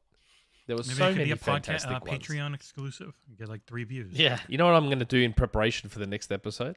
I'm going to What? pull out my my Pokemon Nintendo 64, the half blue, half yellow one, and We've got a Patreon that we can just do shows for. So if you wanted to do a Yeah, I show know. going over old consoles, you could host that. You can make it happen. Yeah. It's true. Anyway. We can. It's up to you. No, I told him to do work, and he's like, "Oh, never mind." Pass. Hey, I reviewed Street Fighter 6. I'm done for a while. Yeah, that's it for the. I'm done for for a year. little while. That's my word. I reviewed Strayed Lights as well. I reckon I've done more reviews this year than I've done in a long time. See, be proud. Be proud of it. It's good. Yeah. It's good stuff. Yeah. So I think that's it. I think that's everything. Oh, That's all the news. Wait, no, there was one more story. Oh, the Redfall. So, yes, Jason Schreier did an expose on Xbox's issues going latest misfire. which we were right again about. We got chastised. We got chastised for being pretty much the only Xbox podcast that did not blame Microsoft for Redfall's issues. Do you remember that? Mm-hmm. We copped a lot of shit. Oh, I'm unsubscribing from your channel. You just stand for Microsoft. It's like, no. Like, Redfall was in development long before they were acquired. Like, any issues with Redfall aren't on. It's a Bethesda, and if anything, what did I say? What were my exact words? I said, if you want to blame Microsoft for anything, blame them for being too hands off. Those were And your as we've words. discovered, they were too hands off. They should have actually been more hands on. So much so that Arcane were allegedly, secretly Allegedly. hoping that Microsoft would cancel it. It was worded in a way that it could have been 2, could have been 30 people. Yeah, could have been wanted it. one. Yeah. Could have been whatever. But Could have been. people have changed it to, the whole dev team didn't want that game to come out. It's like, we don't know. We have no idea. It could And have that's been, why I said allegedly. Mm. There were people that were hoping Microsoft would just up and cancel the game. But Microsoft were too hands off and said, hey guys, you do whatever you want. Like, that's all you can blame Microsoft for. But, man, there was one particular former subscriber of ours that really went in on me on Twitter. I should tag Really? that person and say, good one, fuckhead. I said, so I was right in the end, wasn't I? Who? Oh, this guy I'm just curious. went all in. Like, he was like full on. Like, did the whole fake insider. But he just went all in. All because we didn't blame Microsoft for Redfall. I mean, you are a fake insider, Wow. but it's beside the point. He just went ham. Just lost the plot. Wow. Turns out I was right. I mean, it made the most sense logically with how they've said they're buying people and they're limiting their integration and like everything we had pretty much heard about the previous majority shareholders saying make game as a service games because like people loved their games critically, but they weren't making a bunch of money commercially. Yeah, Right. they So were Bethesda not was selling. like, make a game that makes money. It was Bethesda. Bethesda's like, make a game that makes money.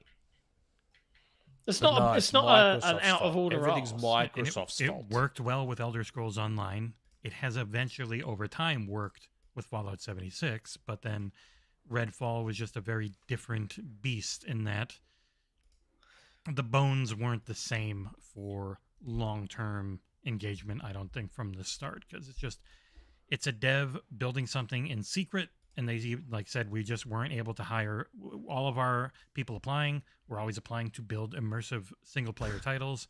We couldn't get multiplayer people. Does Jesse and everyone else think I'm saying allegedly on purpose? No, I don't think it's on purpose. I know. Supposedly, And allegedly.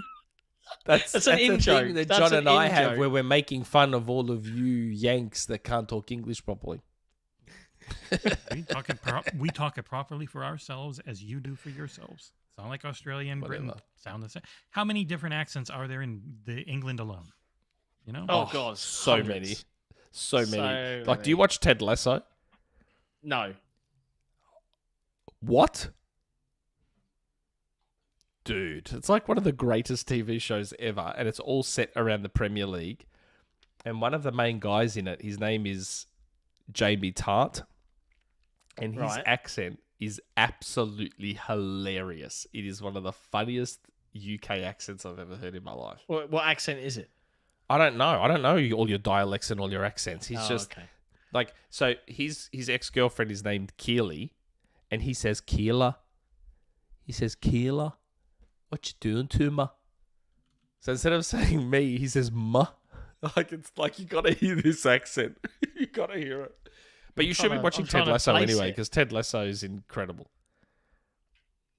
Okay. Ted Lasso. I mean, is I'll like- check it out. I'm just... Oh, come on. Who cares about soccer? Ted... It's over now, right? It's finished, right? Yes, it just finished. They just had their God, final I don't have to episode. hear about it anymore. Cool. It's so good, Ted Lasso. Keela. Is it though? Name's Keela. Yes. So allegedly, they wanted Redfall cancelled, and I mean, yeah, it is what it is. Do you think it would at have least been a we were better right. game if it was live service, if they kept all the live service stuff? I Because think there was the leaked screenshots and Yep. stuff, right? Yeah, but isn't the core gameplay part of the problem? So live service or single player doesn't change that. I No, quite but I'm like just the core curious. gameplay. Do you think it would have ended up better? I don't know. I haven't played the game, so I don't know. It I don't and know. like with Halo, it entirely depends on if you actually have a live service team that can keep getting content out, which they did not. That's true. So Very true. can't really. Well, tell. Halo's core gameplay is incredible. So Halo doesn't And have that Redfall's problem. core gameplay is good. I don't give a shit what anyone else says. To you. To anyone with, good to to you. anyone with a functioning brainstem, the issue with the gameplay, and it's been fixed a bit since launch, was the online nature, and there was some issue where AI just didn't always kick in, and so people would just see the AI standing there not doing anything, and they've done a server Well, side. I don't know. I mean, fix that. Both John and I leading in thought the gunplay looked so. Gunplay's John's now played the game. How's the gunplay? Yeah, it has some problems on console for sure. Like, Okay. I know Well, there that you the go. majority of shooter fans would be like, And that's and why you I'm can- saying, so you close. can Making it- tweak it, but it is and there. that's why I'm saying making it live service or single player doesn't change that core tenet. The core, but that core tenet's really close. And to fix the gameplay on controller, they need to lower the ramp up speed on camera movement by like 10-20%, and then it would be really good. I just think it's an arcane thing. Deathloop's gunplay, I know 2 different studios, but I just think it's an arcane thing. Like Deathloop's gunplay wasn't great. Even Death of the Outsider, which I really like as a game, its gunplay's not its strongest suit. I just think it's an arcane thing. It's a vast improvement for me over Deathloop. It's just if they gave you a little more fine control over the ramp up speed. So like it should just be constant, I think. And it should, if it ramps up, it should only ever ramp up a little instead of being slow and then going super fast. And that just makes it feel like it's laggy, even when it's not. It's just the actual aim acceleration curve is off. And if they went from that to like that, like just a little bit less, it would feel very good. It is much better than Deathloop, though. Yes, Ryan P. I have played Deathloop. It doesn't play fantastically on controller. I disagree. Couldn't get into it. I couldn't get into it. It just wasn't. I don't know. I don't know how to explain It's it. a thinking I just couldn't man's get into game. it. It's okay. It wasn't anything that made me was making me die to come back. I was. If it had Just some like, microtransactions for you to buy, like you could be the Ninja Turtles or something, you'd have been more into it. I mean, he's got Maybe. you there, bro.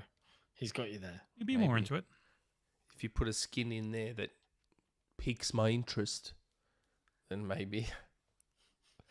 Like if Anyway. the Dishonored series was like a 4 or a 5 on controller, I think Deathloop got up to like a 6 or a 7, and then I think Redfall's closer to an 8, where like the best ones are 10, like Halo Infinite and Doom Eternal and those, where they nail it. Redfall just needs to lower the aim acceleration. I will die needlessly on the hill that the one thing 343 does better than anyone is gunplay and just how a game feels. I can feel Senior Bean about to yell at you about Destiny 2. Oh my god, Destiny. Talk about overrated. It has the Destiny- most satisfying the- headshots. That's why people love it so much. They're really easy to pull off. Oh well, that makes the gunplay the I greatest. know, just it makes them feel better What? about themselves. Everyone kept going on about Destiny's gunplay, and I'm playing this game, and I'm like, "What are you all talking about?" This Did I miss a doesn't meeting? compared to Halo. This doesn't feel, and again, Bungie's Halos don't feel as good as 343's. Go figure. Like, again, 343. Don't get me wrong. This is in no way me defending 343. The one thing I've said consistently, though, that 343 nails every single time is how Halo feels. Every time. Like, without fail. Like, if you want to consult a Microsoft first-party studio for your upcoming first-person shooter on making it feel good, you consult 343. If you're using their engine.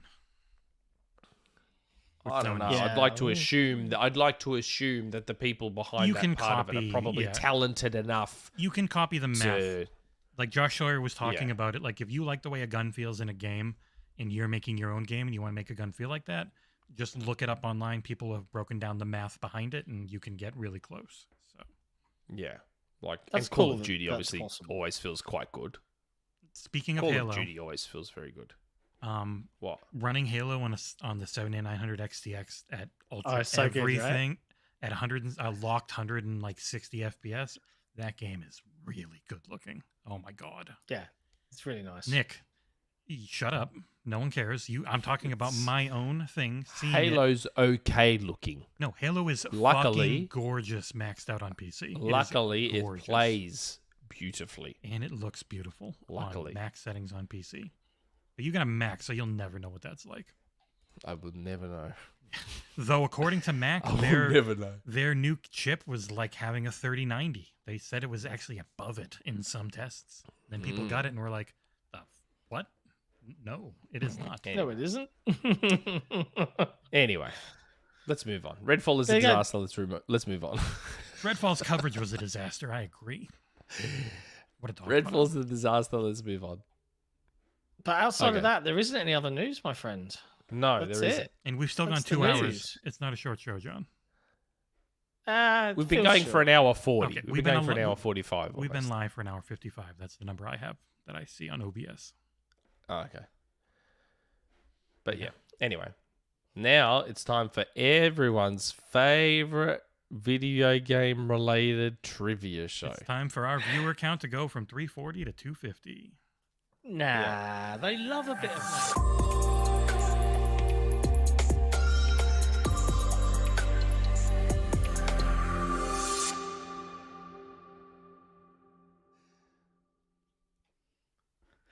It's name a game, isn't it? Everyone loves name a Yeah. game. Yeah. Loves it. Brilliant. Let's see if this breaks your mic. Award winning. Buzzer. Oh, I need to do the Yeah, I buzzer. gave you guys a Oh, code. I already logged in. You're I see a Nick in there. Professional. Oh, yeah, patrons. I'm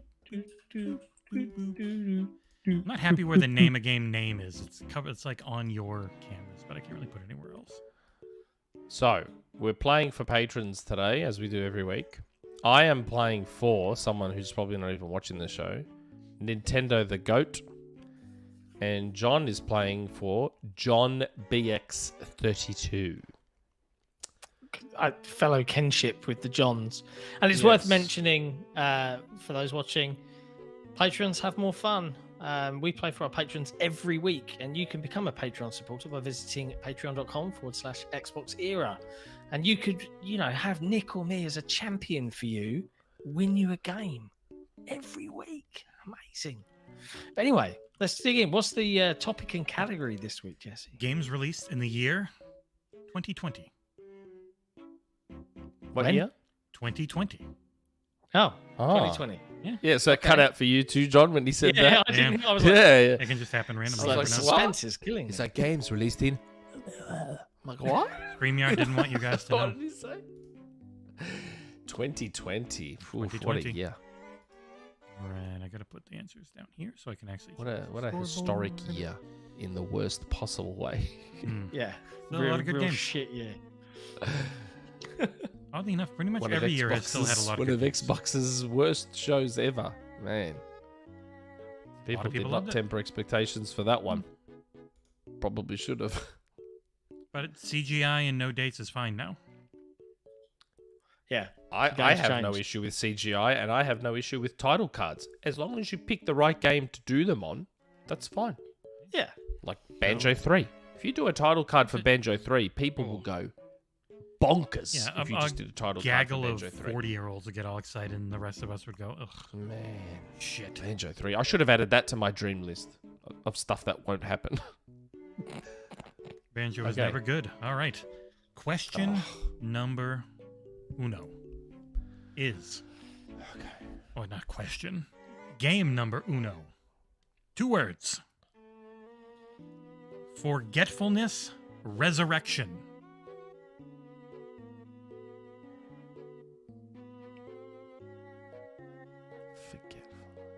Oh, fuck. I know what game this is, but I can't remember the name of it. I know what game it is. I know what it is. And I Yeah. can give the clue. I This can give the clue. It's game- driving me nuts. Has a new game in its litany of titles coming out in 3 days, and we have not gotten a review code. Forgetfulness. So what? Forgetfulness, resurrection. Not even chat has not been able to get the second word. Oh, I forgot to put the thing on. People can't hear you buzz either. Let me fix that. Sick Mechanico. It's Amnesia. Oh, And I think it's. I hope he gets the second word wrong, because I know the second word. Is Buzzing, it Rising? buzzing. Rebirth?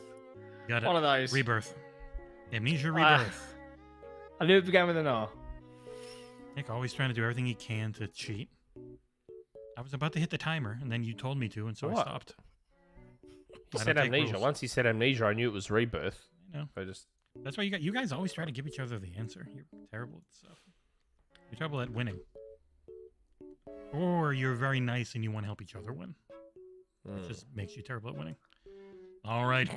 Sicka Mechanico is up 1-0 over Nicka Mechanico. Game number 2. Profound, Boulder, Cosmic. Oh, Nick. Deep Rock Galactic. Correct. Nice. Okay. Very good. Well Oof. played. The boulder, Great the game. boulder one. I'm like, oh wait, rock, deep. Yeah, okay, Yeah. I had to put one word that was very, not too bad. Okay. We are tied at 1. I gotta try to remember to actually host while I'm also then doing the 90 things to make this look right. Game number 3. That's why you're better off being voice of God. No, that doesn't matter either way, you fucking dummy. I'm also hosting it every time. If I'm on camera whenever I'm hosting this, even if I was voice of God before. Think before you speak, or I'm gonna take a point away from you for being insolent. No. But Game number 3 you're not is on camera looking. confused. Autumn Gents. Nick. Fall Guys. Correct. Nice. No, you're Nick, on fire, bro. I was You're always on fire. camera when I hosted this. Every time. I would On pop myself up. fire. Oh, okay, well, someone's on the verge of winning, so I gotta find a really hard one. You don't want the easy ones for when it can just quickly end the game, you know? All right. For a potential win for Nick, we have... This is 2 words. The actual game, 2 words. I'm going to say 3 words because the first word is a compound word. So I will say 3, but the answer is 2. The game's name is Quarry-Creation Penitentiary. Quarry-Creation Penitentiary.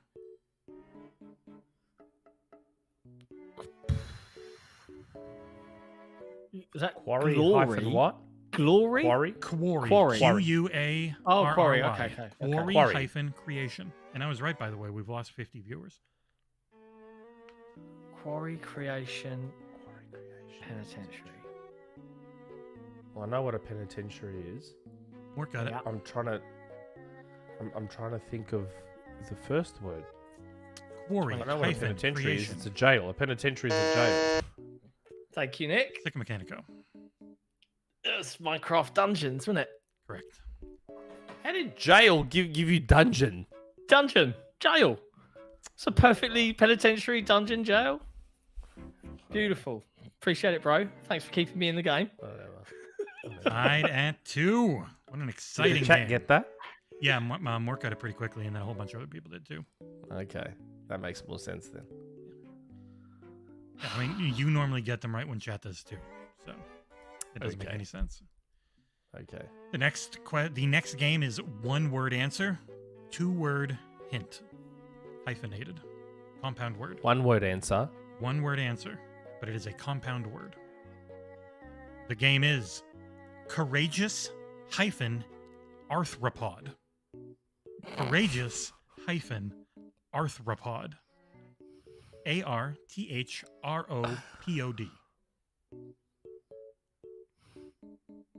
I really wonder if chat. And it's 1 word. Yep. Courageous arthropod. This is the thing where I know the words but don't know the game. It's a very big game. This is an enormous then maybe game. it's not the game I thought It's it a was. Mechanico. Maybe it's not the game I thought it was. Spider-Man? No? Not Spider-Man. Okay. Spider-Man? How is Courageous courageous? spider? I don't know. Arthropod, I was thinking, is that like some sort of thing? Chat's But, got it. And he got it. Chat had it before he answered, so sorry, Nick. Courageous Chat got it. arthropod. HMO Ham and Zayed both got it correct. But it's 1 word. How is it Skyrim? Someone guessed Skyrim. I'm gonna start the timer up soon. Courageous I knew what an arthropod hyphen was. arthropod. Timer is a going. I wish I knew what an Well, arthropod my clue will was. give you a hint, Nick, as to why I said 5, spider. 4, 3, Ah. 2. Because I was kind of like insect. The answer is Ah. courageous, valor, arthropod, ant, Valorant. Valorant. That was a sneaky one, Jesse. That was sneaky. It was. Is it fun if they're not sneaky? It That was good sneakiness. I approve. Well, this one Nick would I get am too a bit of easy. a I can't sneaky do it. sir. For the Valorant. win, I can't give Nick an easy one. Sorry, Nick. It's just no fun. Valorant. All right, we're still tied, and don't worry, I've got like 6 more. The next one is 3 words and then a number at the end because it's a sequel. This game is Peril of Precipitation 2. Second Mechanico. Risk of Rain 2. Wow. Okay, you got that one pretty quick. Correct. Second Mechanico God, I wins. haven't even heard of that game. You got it. No one in Jesse chat has reviewed even it. said it. Yeah. Yeah, you fucking mother. Yes, I reviewed it. I haven't even heard of that game. Yeah, it's because you never actually read or watch any of my reviews because you hate me. Way to go, John. You won for someone. I forget who. John B X32. Didn't you win for Jason last week, Nick? Yeah. Yeah, you did. Yeah, I haven't given him a game. He needs to message me. I forgot. Okay. All right, let's go through the other ones I did because I think they're pretty good. This one is 1 word, but it's a compound word, so I'm giving you a hint of 2 with a hyphen in the middle. It is very easy and fighting -frogs. Nick, Battletoads. correct. Yeah, you couldn't give that as the winning one. Yeah, no, of course not. I didn't think Risk of Rain would be that easy, but who knew? That John actually reads my shit. If you had ever actually read or watched any of my work, you would have understood what Risk of Rain was. Woohoo. All right, next one is Shout of the Ocean. Nick. Yeah. I was about to say, is it... Oh, wait. Start up the timer. Is it Call of the Sea? Or was it Song of the Sea, I think? Yeah, Call of the Sea. Song of the Correct. Sea is the film. Correct. Oh, right. Okay. Yeah, All I of got the Sea. confused. Yeah, okay. Oh yeah, the timer went off anyways. Oops. Almost confused myself for a second. Ooh, there. this next one's real dumb. I like it. Buzzer. I gotta, Jesus Christ. I gotta go through all of them. I gotta copy the word so I can put it into OBS. I gotta clear the buzzers. On it. I promise. The next one is, again, a compound word. So my hint is 2 words. The answer is 1 word. My hint: Spectre - Sprinter. Spectre Sprinter. Sick. Ghost Run. The game is sick. Ghost Runner. Was gonna review instead of me, never did. No, he got it wrong. He said Ghost Run. I said Ghost Run. Run. I said Ghost Run. Not even for a point. But yes, you are correct. Both of you. Well done. That game is hard, bro. Yeah, Like, that game is punishingly difficult. Mm-hmm. And I'm good There's at a it. sequel. I would have reviewed it. I know. It's got motorbikes in it. Cool. All right, 2 more for PlayStation fun. Showcase. Clearing the buzzer. The next one is Pouch - Lads Huge Journey. Pouch - Lads Huge Journey. Pouch - Lads Huge Journey. How have you not done this yet? Shit. Come on, isn't this Nick. a kangaroo game? Sackboy, A Big Adventure. Correct. Yeah. Pouch You Lad. said lads. Pouch. Did Yeah, you say sack- lad or lads? Lads, because it's Sack Boys. Pouch Lads. Sack Boys. Big Oh, Adventure. as in, okay. 'Cause Yeah. I'm thinking, I got thrown by that. I'm like, wait, it's not Sackboy as in multiple Sackboys. It's like the ownership, apostrophe S. Yes. Sackboys. Mm-hmm. All right. Clearing You the threw buzzer. me there with lads. I'm like, oh, wait, hold on.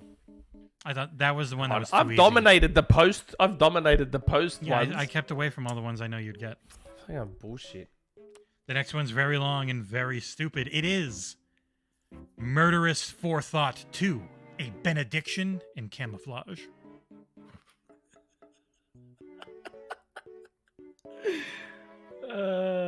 Murderous Forethought 2, A Benediction in Camouflage. Oh, I can't. I know what it is, but I can't remember the subheading. You win. A benediction in camouflage. Oh, I know what the game is, but I can't remember the second part. Do you want a clue, Nick? See if you know it. No clues. Murderous Forethought 2, A Benediction. It's Deadly Premonition 2. Okay, something, you're, something, something. you're disqualified from the next game. Nick wins by default. Deadly Premonition 2. I don't know the A Blessing in Disguise. subtitle. Oh, there you go. There you go. That's the name of the game. Is that it? Yep, and we're That's it. down, and we're only down 80 viewers for this one. See? Oh, that's good. It's always like people don't like name a game. Who are these people that don't like Well, name if a we game? get back down Scumbags. to about 80 viewers, I'll do a surprise rumor mill. Liar. I'll wait for everyone to leave and then go rumor mill. And then boom, rumor mill time. Okay. There you go. That was name of game. Now it's Well done, gentlemen. that was name of game. It was great. I loved it. But now it's that time in the show where we get to talk to our patrons, because that's right. One of the perks for supporting Xbox Era is community questions, where our patrons get to annoy us every week with a question that we have to read out live and answer it. If you want to become one of those annoying people, you can do so by joining our Patreon via patreon.com/XboxEra. It's linked in the chat. And John, It can I is. ask a producer thing of you? Yeah. So I always show the questions, but the position Yeah. you're in, I'm going to cover you quite a bit. If you could be more centered in your camera. It's really tricky because I can like move the camera that way. That works. Just a little bit. Doesn't have to be a ton. Just Is a, that just a okay? bit. Yeah, no, Get your that's shit that together, okay? dude. You're such an asshole.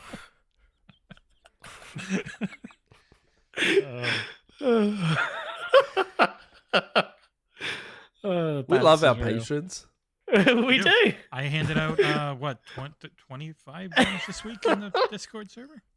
I handed out quite a bit. Shh, don't tell them about the secret games that we hand out in the Discord server, which you have Yeah. access to via super secret Patreon Discord things. Or Like, you don't- can tie your Patreon account on patreon.com. You can tie your Discord account into it, get automatic access, or through the through the Discord app, you can tie your YouTube account into it and get access to those areas. Whoa. Where you can talk to us directly and take part in all the giveaways I do every week.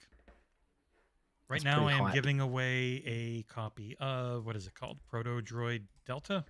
I honestly can't remember. I think that's it. That's pretty hype. I Mhm. mean, my God, we are awesome. I agree. Anyway, what do we got this week, Nick? Community questions. Did you talk about how community questions are a perk of being a patron? Yes, were you listening? No, he was not. No, I was messaging someone. Wow. I was messaging Jason to tell him. I was messaging Jason to get him to get in touch with Jesse to get his free game. I was doing work. Okay, Good all right, podcast. all right. Getting Yeah. your friend Alright. a game. Yes, I know. Yeah, I was doing work. Okay. Community questions. All right.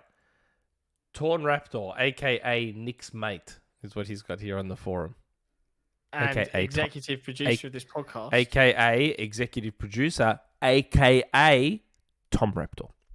Yeah, Tom. G'day, guys. If Crackdown 4 came out and starred Terry Crews, how do you think it would be received if it was a reskin of Super Mario Odyssey? What? It would still look like Crackdown, and you could collect orbs, but it just plays like Super Mario Odyssey, but with the jumping abilities of Skinny Mario. I know exactly what he's describing, and it would be a 10 out of 10 video game, just like Super Mario Odyssey is. Would it be received that way? No, because it's an Xbox exclusive called Crackdown, so it would not be received that way. But for me, who understands game mechanics and has impeccable taste in video games, it would be a 10 out of 10 video game. Wow. 100% it would be. But I also understand that there's a Xbox tax involved, which means it would not be received well by reviewers at all, even though it would play as beautifully as one of the greatest video games ever made.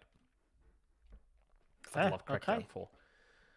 Give Big Crackdown Sumo a chance. Give Sumo a chance to make Crackdown 4 from scratch, and don't just hand them the keys to a mess halfway through and expect them to make something of it. And I still enjoyed Crackdown 3 for what it was. Give Sumo a chance from scratch. Give him the budget, give him the time, give him the resources. Don't worry. You get a fantastic open world action platform shooter thing. Be great. Okay. Hytham G. Transformers Rise of the Beast. I have good questions that relate to Transformers. Is this? Number one, what will it take for the Transformers games that are still in video game shops that are unavailable in the Xbox eShop PS shop and maybe Steam too, in order to be available again so they can be acquired on the online video game store? Licensing. And it was all Activision. They were all Activision games too. They'd have to do what they did with like Marvel Ultimate Alliance. You know how Marvel Ultimate Alliance very briefly came back for a little bit? They'd have to do something like that. God, High Moon Studios were great at those Transformers games, weren't they? Mm-hmm. They were really good. Yeah. Although I will say, Platinum's Transformers game, also fantastic. They're Did really you good play it? once in a while. I got it on PlayStation 4. It was good. 2. What Transformers character you gents are to start with? My pick, I'm Megatron. But one of you gents could be Galvatron, the reincarnation of Megatron. But what is your own Transformers character? I want to be the one with the Who tape did deck. I like? Yes, I like the tape deck dude. I had the toy of him. I had him as a kid and turned Are him you into a talking about boombox. Bumblebee? No, Bumblebee. Do you even watch Transformers? Bumblebee? No, not really. Oh my God, Bumblebee. disgusting. Are you serious? Transformer Bumblebee with- had a movie about him. He's the He's got a tape deck. That's why it popped into my brain. No, I he know what a Soundwave. tape deck. Soundwave. Thank you. Soundwave's the bad guy equivalent. But I actually don't remember the Autobot equivalent. What was his name? Who was the Autobot equivalent of Soundwave? Blaster? I can't remember. And Blaster said to have... No, tape Brit, you're thinking of Starscream, not Soundscream. You're thinking of Starscream, who's the fighter jet. I can't remember the tape deck dude, but I had the toy and he was awesome, and I loved turning him into a boombox. It was so cool. 3. What is your favorite Transformer franchise to start with? Mine, the Gen 1, the Cybertron video game series, some degree the Bayverse, and so forth. There's a toy franchise, but what are your Gen's favorite Transformers? Gen 1. I still love Gen 1. I was right. It was Blaster. Blaster and Soundwave. It was Blaster? Okay. I like Blaster. He was cool. Don't particularly give a shit about Transformers, so... Transformers is in the next fortnight because they signed a deal with Paramount, which was on a rumor mill a year and a half ago. Wow. I'm getting pretty good at this throwing shit at a wall and having it stick. Yeah, it's almost like you know stuff sometimes. It's almost like sometimes I get decent info from my sources. P.S. So, Jesse and John, why do you gents hate about Michael Bay directing the Gears movie, especially that he's a talented director known for Bad Boys, Pearl Harbor, Transformers, and whatever the movies he directed? What are your gents' general take about him? He just listed all the reasons I don't like him, because I hate all of those movies. I don't. His movies look nice at times, but as movies, they suck ass. He knows how to make a good turn your brain off action movie. He's a good action cinema director. I don't mind and he's clearly very, very he cares about how the CG looks in his movies quite clearly, because Jesus Christ, he definitely you can't fault how those films look. They look incredible. But when you've got something like the only real Michael Bay film that he's made that I genuinely like, The Rock, is The Rock. Yeah, because it's a. You don't like Bad Boys? Movie. Bad Boys is classic. My mates were obsessed with Bad Boys as a kid. I love Bad Boys as a 15-year-old. Nah, Bad Boys was great. Come on. Okay, I understand not liking Bad Boys 2 and the third one, but the original Bad Boys, that was a great buddy comedy action movie. Come on. Give me Lethal Weapon anytime. I don't know. Bad Boys was good. I like superior. Bad Boys a lot. Tango and Cash is probably one of the best ever, but Bad Boys is very, very good. Lethal Weapon. White Man Can't Jump. God, Lethal Weapon, mate. Jump? There's a new White Man Can't Jump TV show coming. Are you excited? No. Looks bad. White Man Can't Jump. That did not need a remake. No, Why would you need to redo White Man Can't Jump? It's easy. It's not like there's technology that you need to catch up with. It's bizarre, they isn't it? They redo and remake things for the same reason every time. It's because it's easy. You've got the bones already there. You've got a little bit of that nostalgia factor that will pull people in. It's just why it always happens. What's the point if you're going to put random nothing actors in it? Because it'll make that money. No one knows. It'll make some money. It's like the Point Break remake that they made with no big name actors. Make some money. Yeah. Like it's not like Keanu Reeves and Patrick Swayze were unknown actors when Point Break came out. And it's not like Wesley Snipes and Woody Harrelson were unknowns when White Man Can't Jump came out. Like, if you're going to do that, at least put the names to it and get some decent actors in there. We're many decades into sequels and remakes not having the same budget as the original because they're just a money grab. It's not being out of ideas. It's just they're very careful with what projects they do because they need to make money on all of them. Don't get me wrong, it doesn't guarantee it'll be good.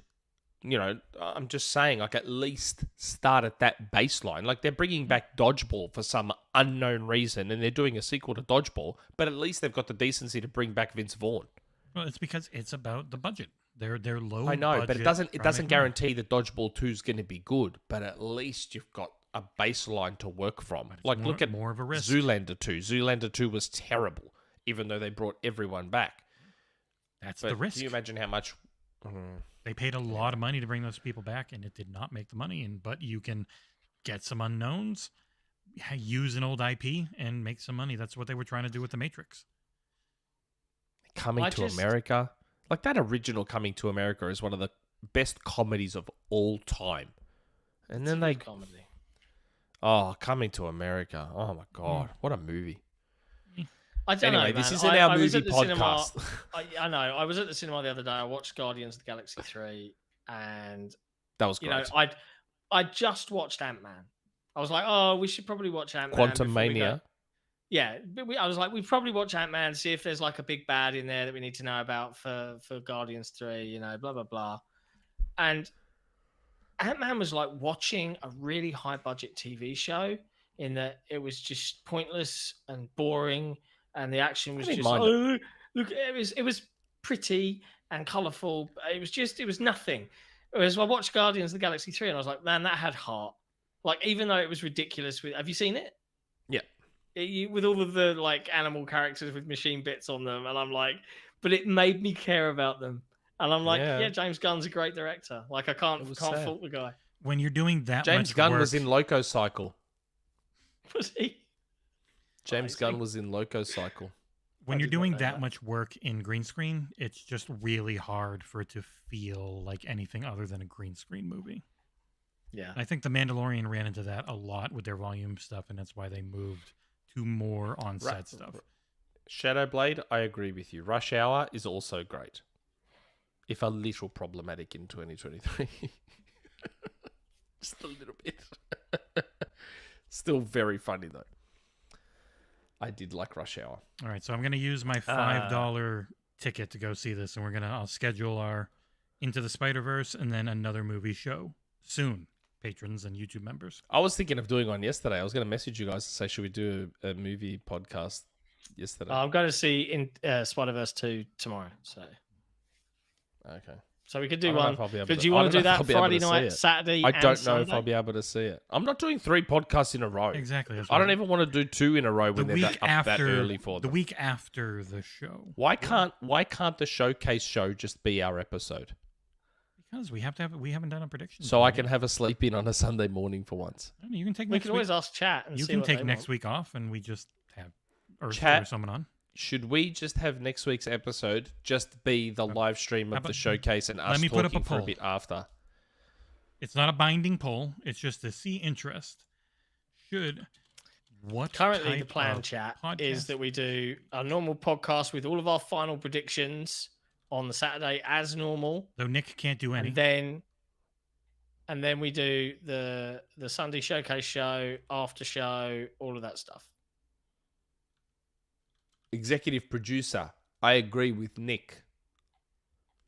Oh, the executive producer. All right, agrees. poll is Executive up. producer. Normal podcast, replace Nick podcast, or no podcast. No podcast. Because you're getting the co-stream no matter what. So do you want an extra show before that or not? Executive producer agrees with me. He gets but you 2 votes. see what he said. one. He's Nick's mate, so we can't trust him. Yeah, it's pretty dodgy. Executive producer. So I guess Pays I'll go the see bills. Spider-Verse tomorrow. Okay, next. Jesse Brother. Hello, guys. Nick, very good job on the Street Fighter 6 review. Jess, excellent job with your Diablo review. John, just know that I also hate Michael Bay movies. Sorry, Hytham. Speaking of which, I have a movie recommendation, and that is Dungeons & Dragons: Honor Among Thieves. Just a surprisingly well-made, hilarious flick that I could see becoming a franchise. Haven't seen that yet. Kept telling Nick It's we really wanted good. to do, we wanted to do it for Sick and Nick's Flicks, and Nick told us to fuck off. It was really rude. I have not seen it. He was yet. really rude. Thanks for It the is pretty good. comment on my review. I will say I wish I wasn't really sick when I was recording the voiceover because my voice is kind of all over the place. And I don't normally do that in my reviews. I think my voice levels are just fine in most of my reviews. I don't know. I was really unwell and I was like, leaning on the microphone and I was like, I was just like all over the place. I was very, very sick. It's never Dungeons fun. and Dragons. I'll give it a watch. It's the Honestly, game night people. It's supposed to be very. Yeah. I'll find it's- it on a streaming service and give it a watch. If you liked Game Night, Nick, which I know you did, Loved Game Night. it's same writers, directors, etc. That doesn't always guarantee anything, though. No, to be but fair. it was good. Mm-hmm. Like, what movie did I watch recently that was terrible and it had a decent director? There's been a lot of movies, so I can't help you out there. Hypnotic. I just watched Hypnotic. Oh, yeah. Robert Rodriguez. Oh, my and God. Was it Robert Rodriguez and With Ben Ben Affleck? Affleck. Yeah.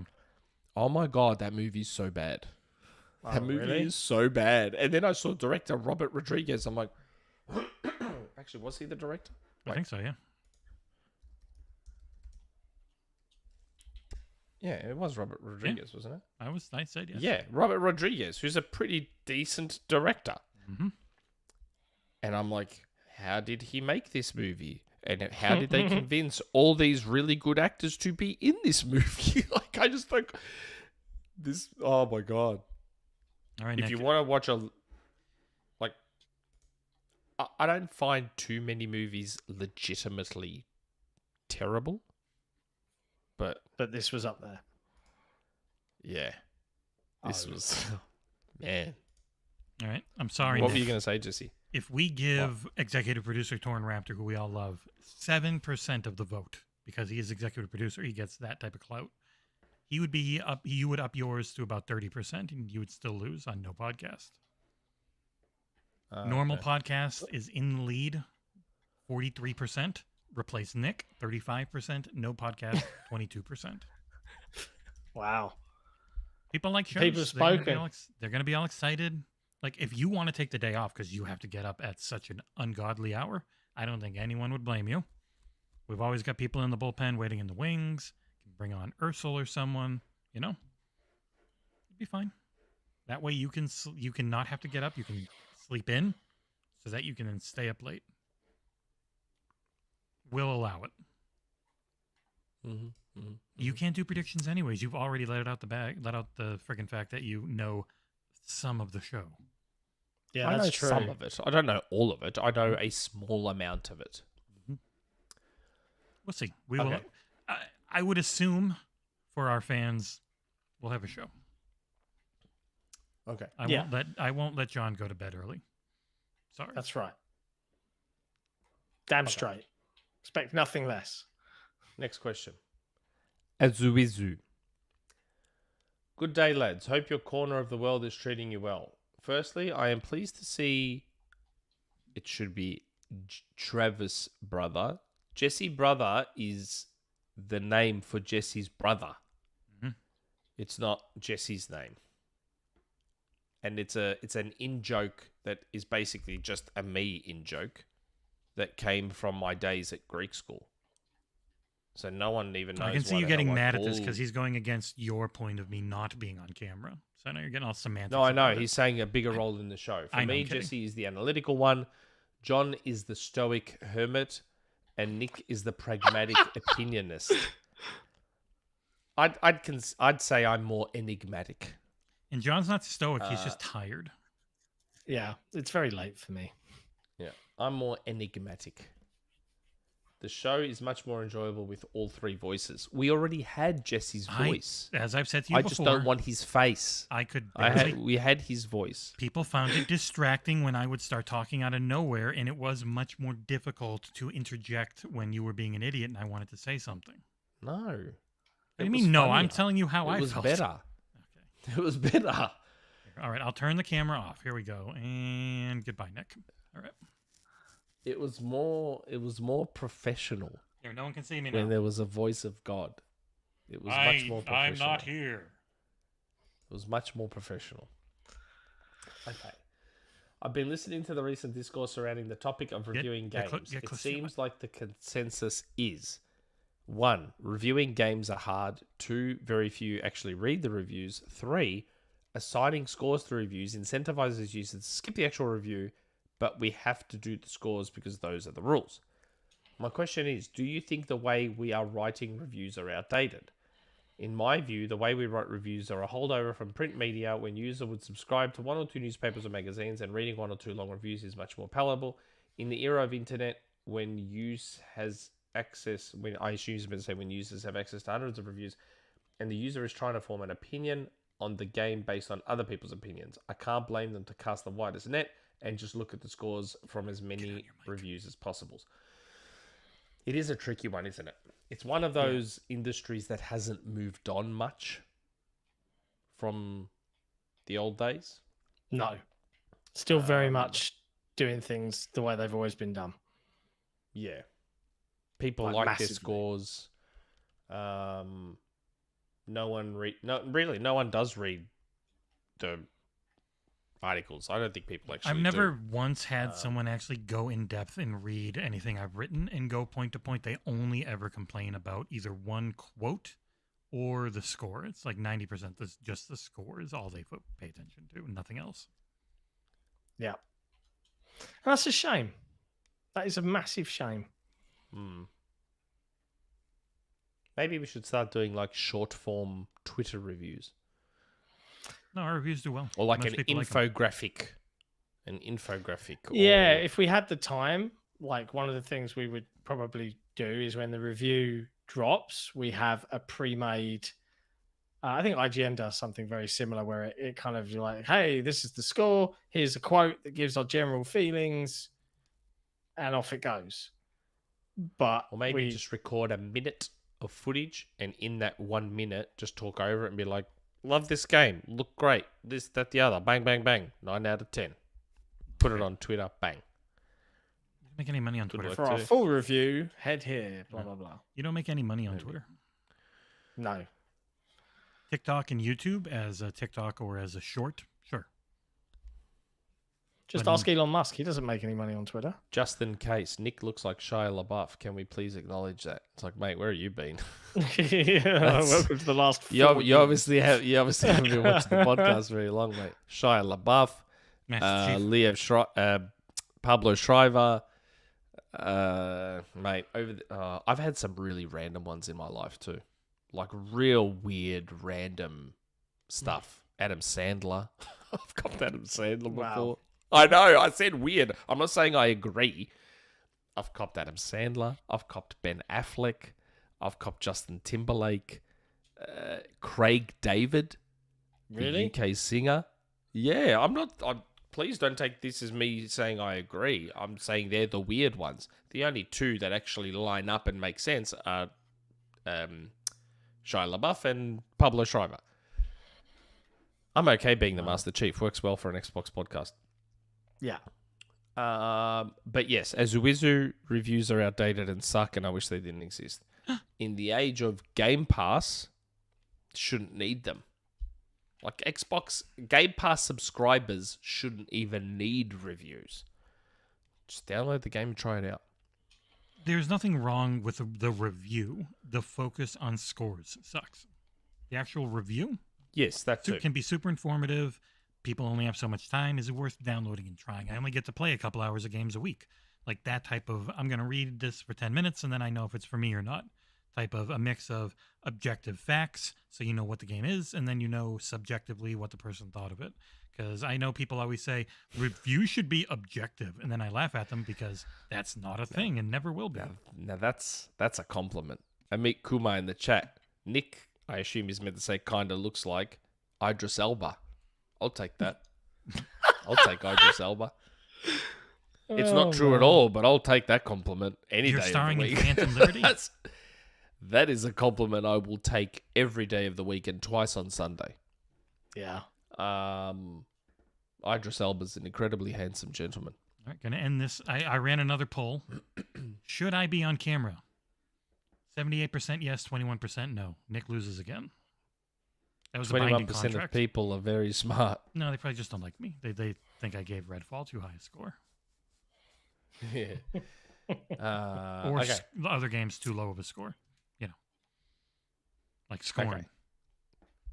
Yeah. DeoGame. Leaving this here once more for our Toronto friends, which is the Showcase Watch Party. Let me get that link. Very quick question this week. Knowing me, probably already answered.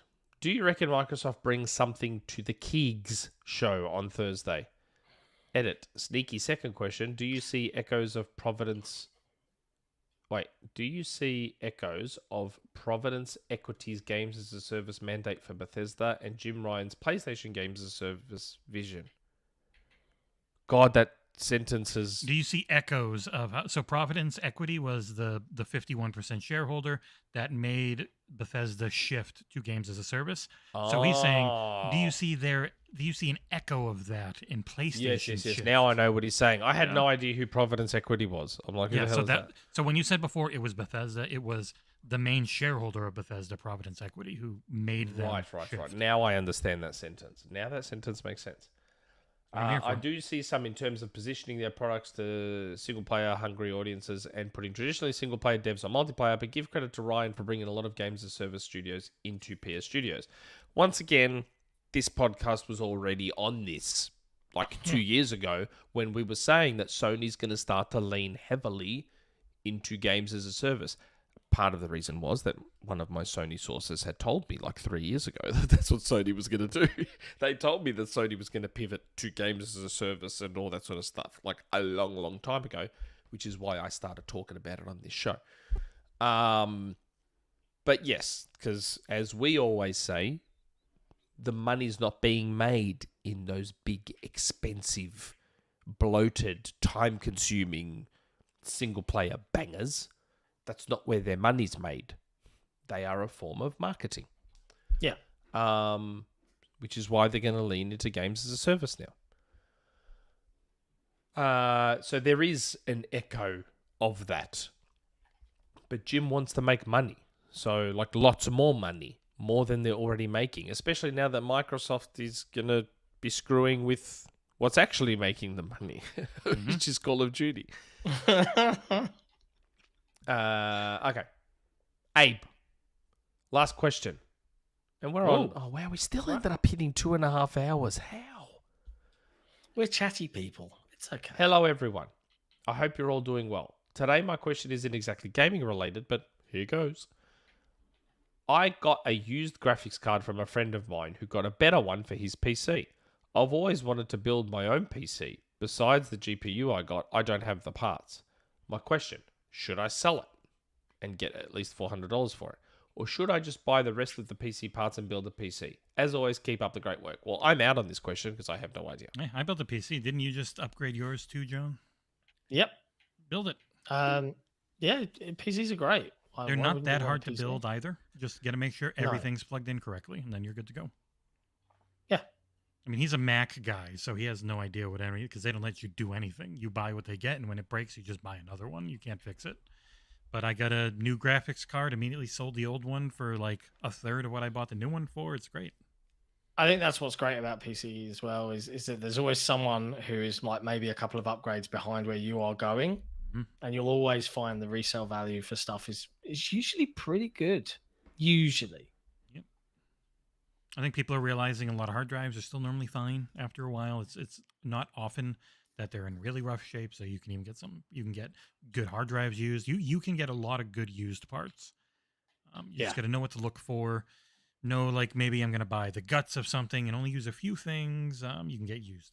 Or you can get a good case, cheap and new, like... You can build yourself a perfectly adequate for a few years PC for like $500-600 if you know where to shop. It's nice. True story. Yeah, or you can can't put it any better than myself. You can be an idiot like us, and you can buy brand new top of the line GPUs at regular price. Though I did get a sale, and my top of the line GPU is like half of yours, but almost the same performance. So maybe. Come on, stop rubbing it in. I'm the. If you really if you want the top ray tracing everything, DLSS 3, you go NVIDIA and the 4090 and your energy bill skyrockets, but it looks great. Or you go AMD and you get efficiency and really good performance for way less money. Go AMD. Yes, Brit. You buy a ROG Ally. That's not what you do if you're trying to save money. That's a lot. That's some serious cash. Yeah. The money to performance on that is bad, but the portability on it is why people love it. So if you really want portable, you can use it as a PC. Oh boy, am I going to get one of those. Did you see they discovered that there was an update to it that just improved performance across the board? We don't talk about it much, but my old faithful that I use on this channel a lot, Quest 2, just got an update. Let's get a Quest 3. Yeah, and also this one looks got nice, doesn't it? This one got an update to be like 20% faster. Really? Yeah. Sold mine. Wow. Yeah, but the Quest 3 The web browsing alone wasn't cutting it. If you got a ROG Ally and you had a Quest 3, you could probably play Half-Life Alyx on it pretty easily. Really? Yeah, that game. The Quest 3 looks nice though. And- See how much smaller it is and slimmer, Mm-hmm. and Yeah, it's got full color Pass through. the pass through. Yeah, Mhm. It looks really nice. tempting. It's I may get that and not use that one as well. anyone who has if you've got a ROG Ally, you can then get a lot of really great VR games on Steam. But like anyone, you spend $20 on Virtual Desktop, and it is the best VR experience with no wires. You can't beat it. Okay, cool. There you go. Please send us a review Well, that's copy, it. Meta. I put in a request with you today. That's it. It's the end of the show. That's it. All of the community questions done. We Yep. are 1 2.5 week out hours. from Showcase. 1 week out from Showcase. Yep. It's going to be a good week. Hopefully. We will be So, co-streaming Temper Summer Game Fest. expectations. Just keep them realistic. And if something you're hoping for is not there, don't completely lose your shit. Just What? be a reasonable person and say, "Oh, that's a shame. I was hoping it would be there, but it's not." Why do That's you okay. hate fun, Nick? Let people get excited. They can get excited. Just Are you saying Fable is not confirmed? I don't know if Fable's going to be there. I have no idea. I don't know. No idea, he says. No idea. Yeah. I don't know if Fable's going to be there. I don't know. I'm not allowed to say anything about what I know about the show. He doesn't know. I don't even Shit. know. He doesn't even know Oh, what he he doesn't doesn't. have time to know. If I get the Exactly. green light to talk about what I know, then I will if I get the green light. You will get so much shit for these. So people are very mad at any insiders who are going to leak anything about any shows right now. It's the But you know they're inside- going to at some stage. Tom Henderson or Jeff Grubb or Jez, one of them's Grubb going to said leak he's some not- stuff Grubb that's at said the he show. won't do it. Grubb said the only thing he will do is say what he knows isn't going to be there, but he won't say what he knows is, because people yell at him too much. Process of He elimination. knows won't be there. If he knows it's See, I not haven't going to been- be there, then he'll say that. But that's about it. Ah, If okay. anything, he said See, he might I- not even say a word. I haven't been told what definitely won't be there. Mhm. So I wouldn't be able to say because I don't know what's not going to be there. I know. Crackdown 4 not going to be there. Oh. I know it's sad. Could you imagine if that got announced?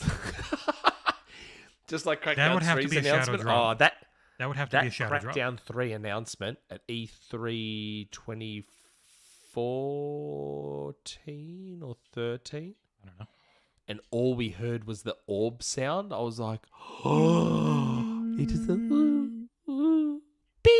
I was like, oh, Crackdown. I was like, oh, I was so excited. And Amit Kumar in chat, they said it was going to be amazing because they knew the good third-party games that were going to be there, which were really good. Alan Wake 2 and some of the other ones, like, those Yeah. were very good. The problem As with a that showing showcase- of games, the PlayStation Showcase was completely fine as a showing of games. But when you start to add the layers of context, it gets worse and worse. And that's what I mean about perspectives and look, that's the thing. Same with this Xbox Showcase. There's going to be a lot of expectations because it's their big E3, quote unquote E3 big showcase. So there are going to be some expectations with that. That's, you know. And they're dead if this one's bad. That's it. They may as well shut up shop. Yeah.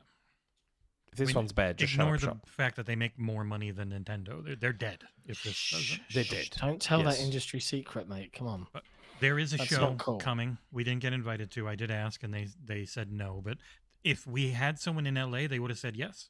But we couldn't make the "We'll fly you in" list. But Summer Game Fest So is then this it's not a live show. It's a pre-recorded that's going to play in front of people. Is that Well, right? The thing with Summer Game Fest is they're doing the E3 style press events, so people are going in and seeing games. So they have press days at Summer Game Fest, so you'll get a bunch of coverage. I'm on talking about the stuff. showcase though. But the actual Is the show, showcase gonna I be- don't know. I think it's at a theater. I think it's live. He's talked about it a bunch. So it's at So the maybe we could have YouTube gone to theater. LA. Yeah, but we'll be co-streaming that, me and Ursel, with our green screens. Get a green screen this So weekend, there you go. please. It'll look so nice. That's it. It's the end of the show. Yeah. we'll be back next week streaming the showcase. We'll have a predictions episode just before. Jez is back in the UK, so it'd be good to try and get Jez on. You don't I have think. to Well, he do said that. he'd be on if he was in the UK. He's in the UK, so let's But get the man Diablo's in. For one. out. If we let him play Diablo during it, he might do it. Yeah, he'll play Diablo doing it. And if we let him, Or if we that's let him- exactly if we what let he him- will do. Or if we let him drink. Or both. But yeah, let's do Yeah. that. And we'll see you guys next week, which is going to be a fun week. So, let the drama commence. let Or the games it'll become. be a disaster. And then everyone's going to make all their videos about it. Temper your expectations. About how Xbox is dead now. All right. Last chance again. Xbox dead. We'll see you next week, folks. Okay. Ciao for now. Or not, if Xbox is dead.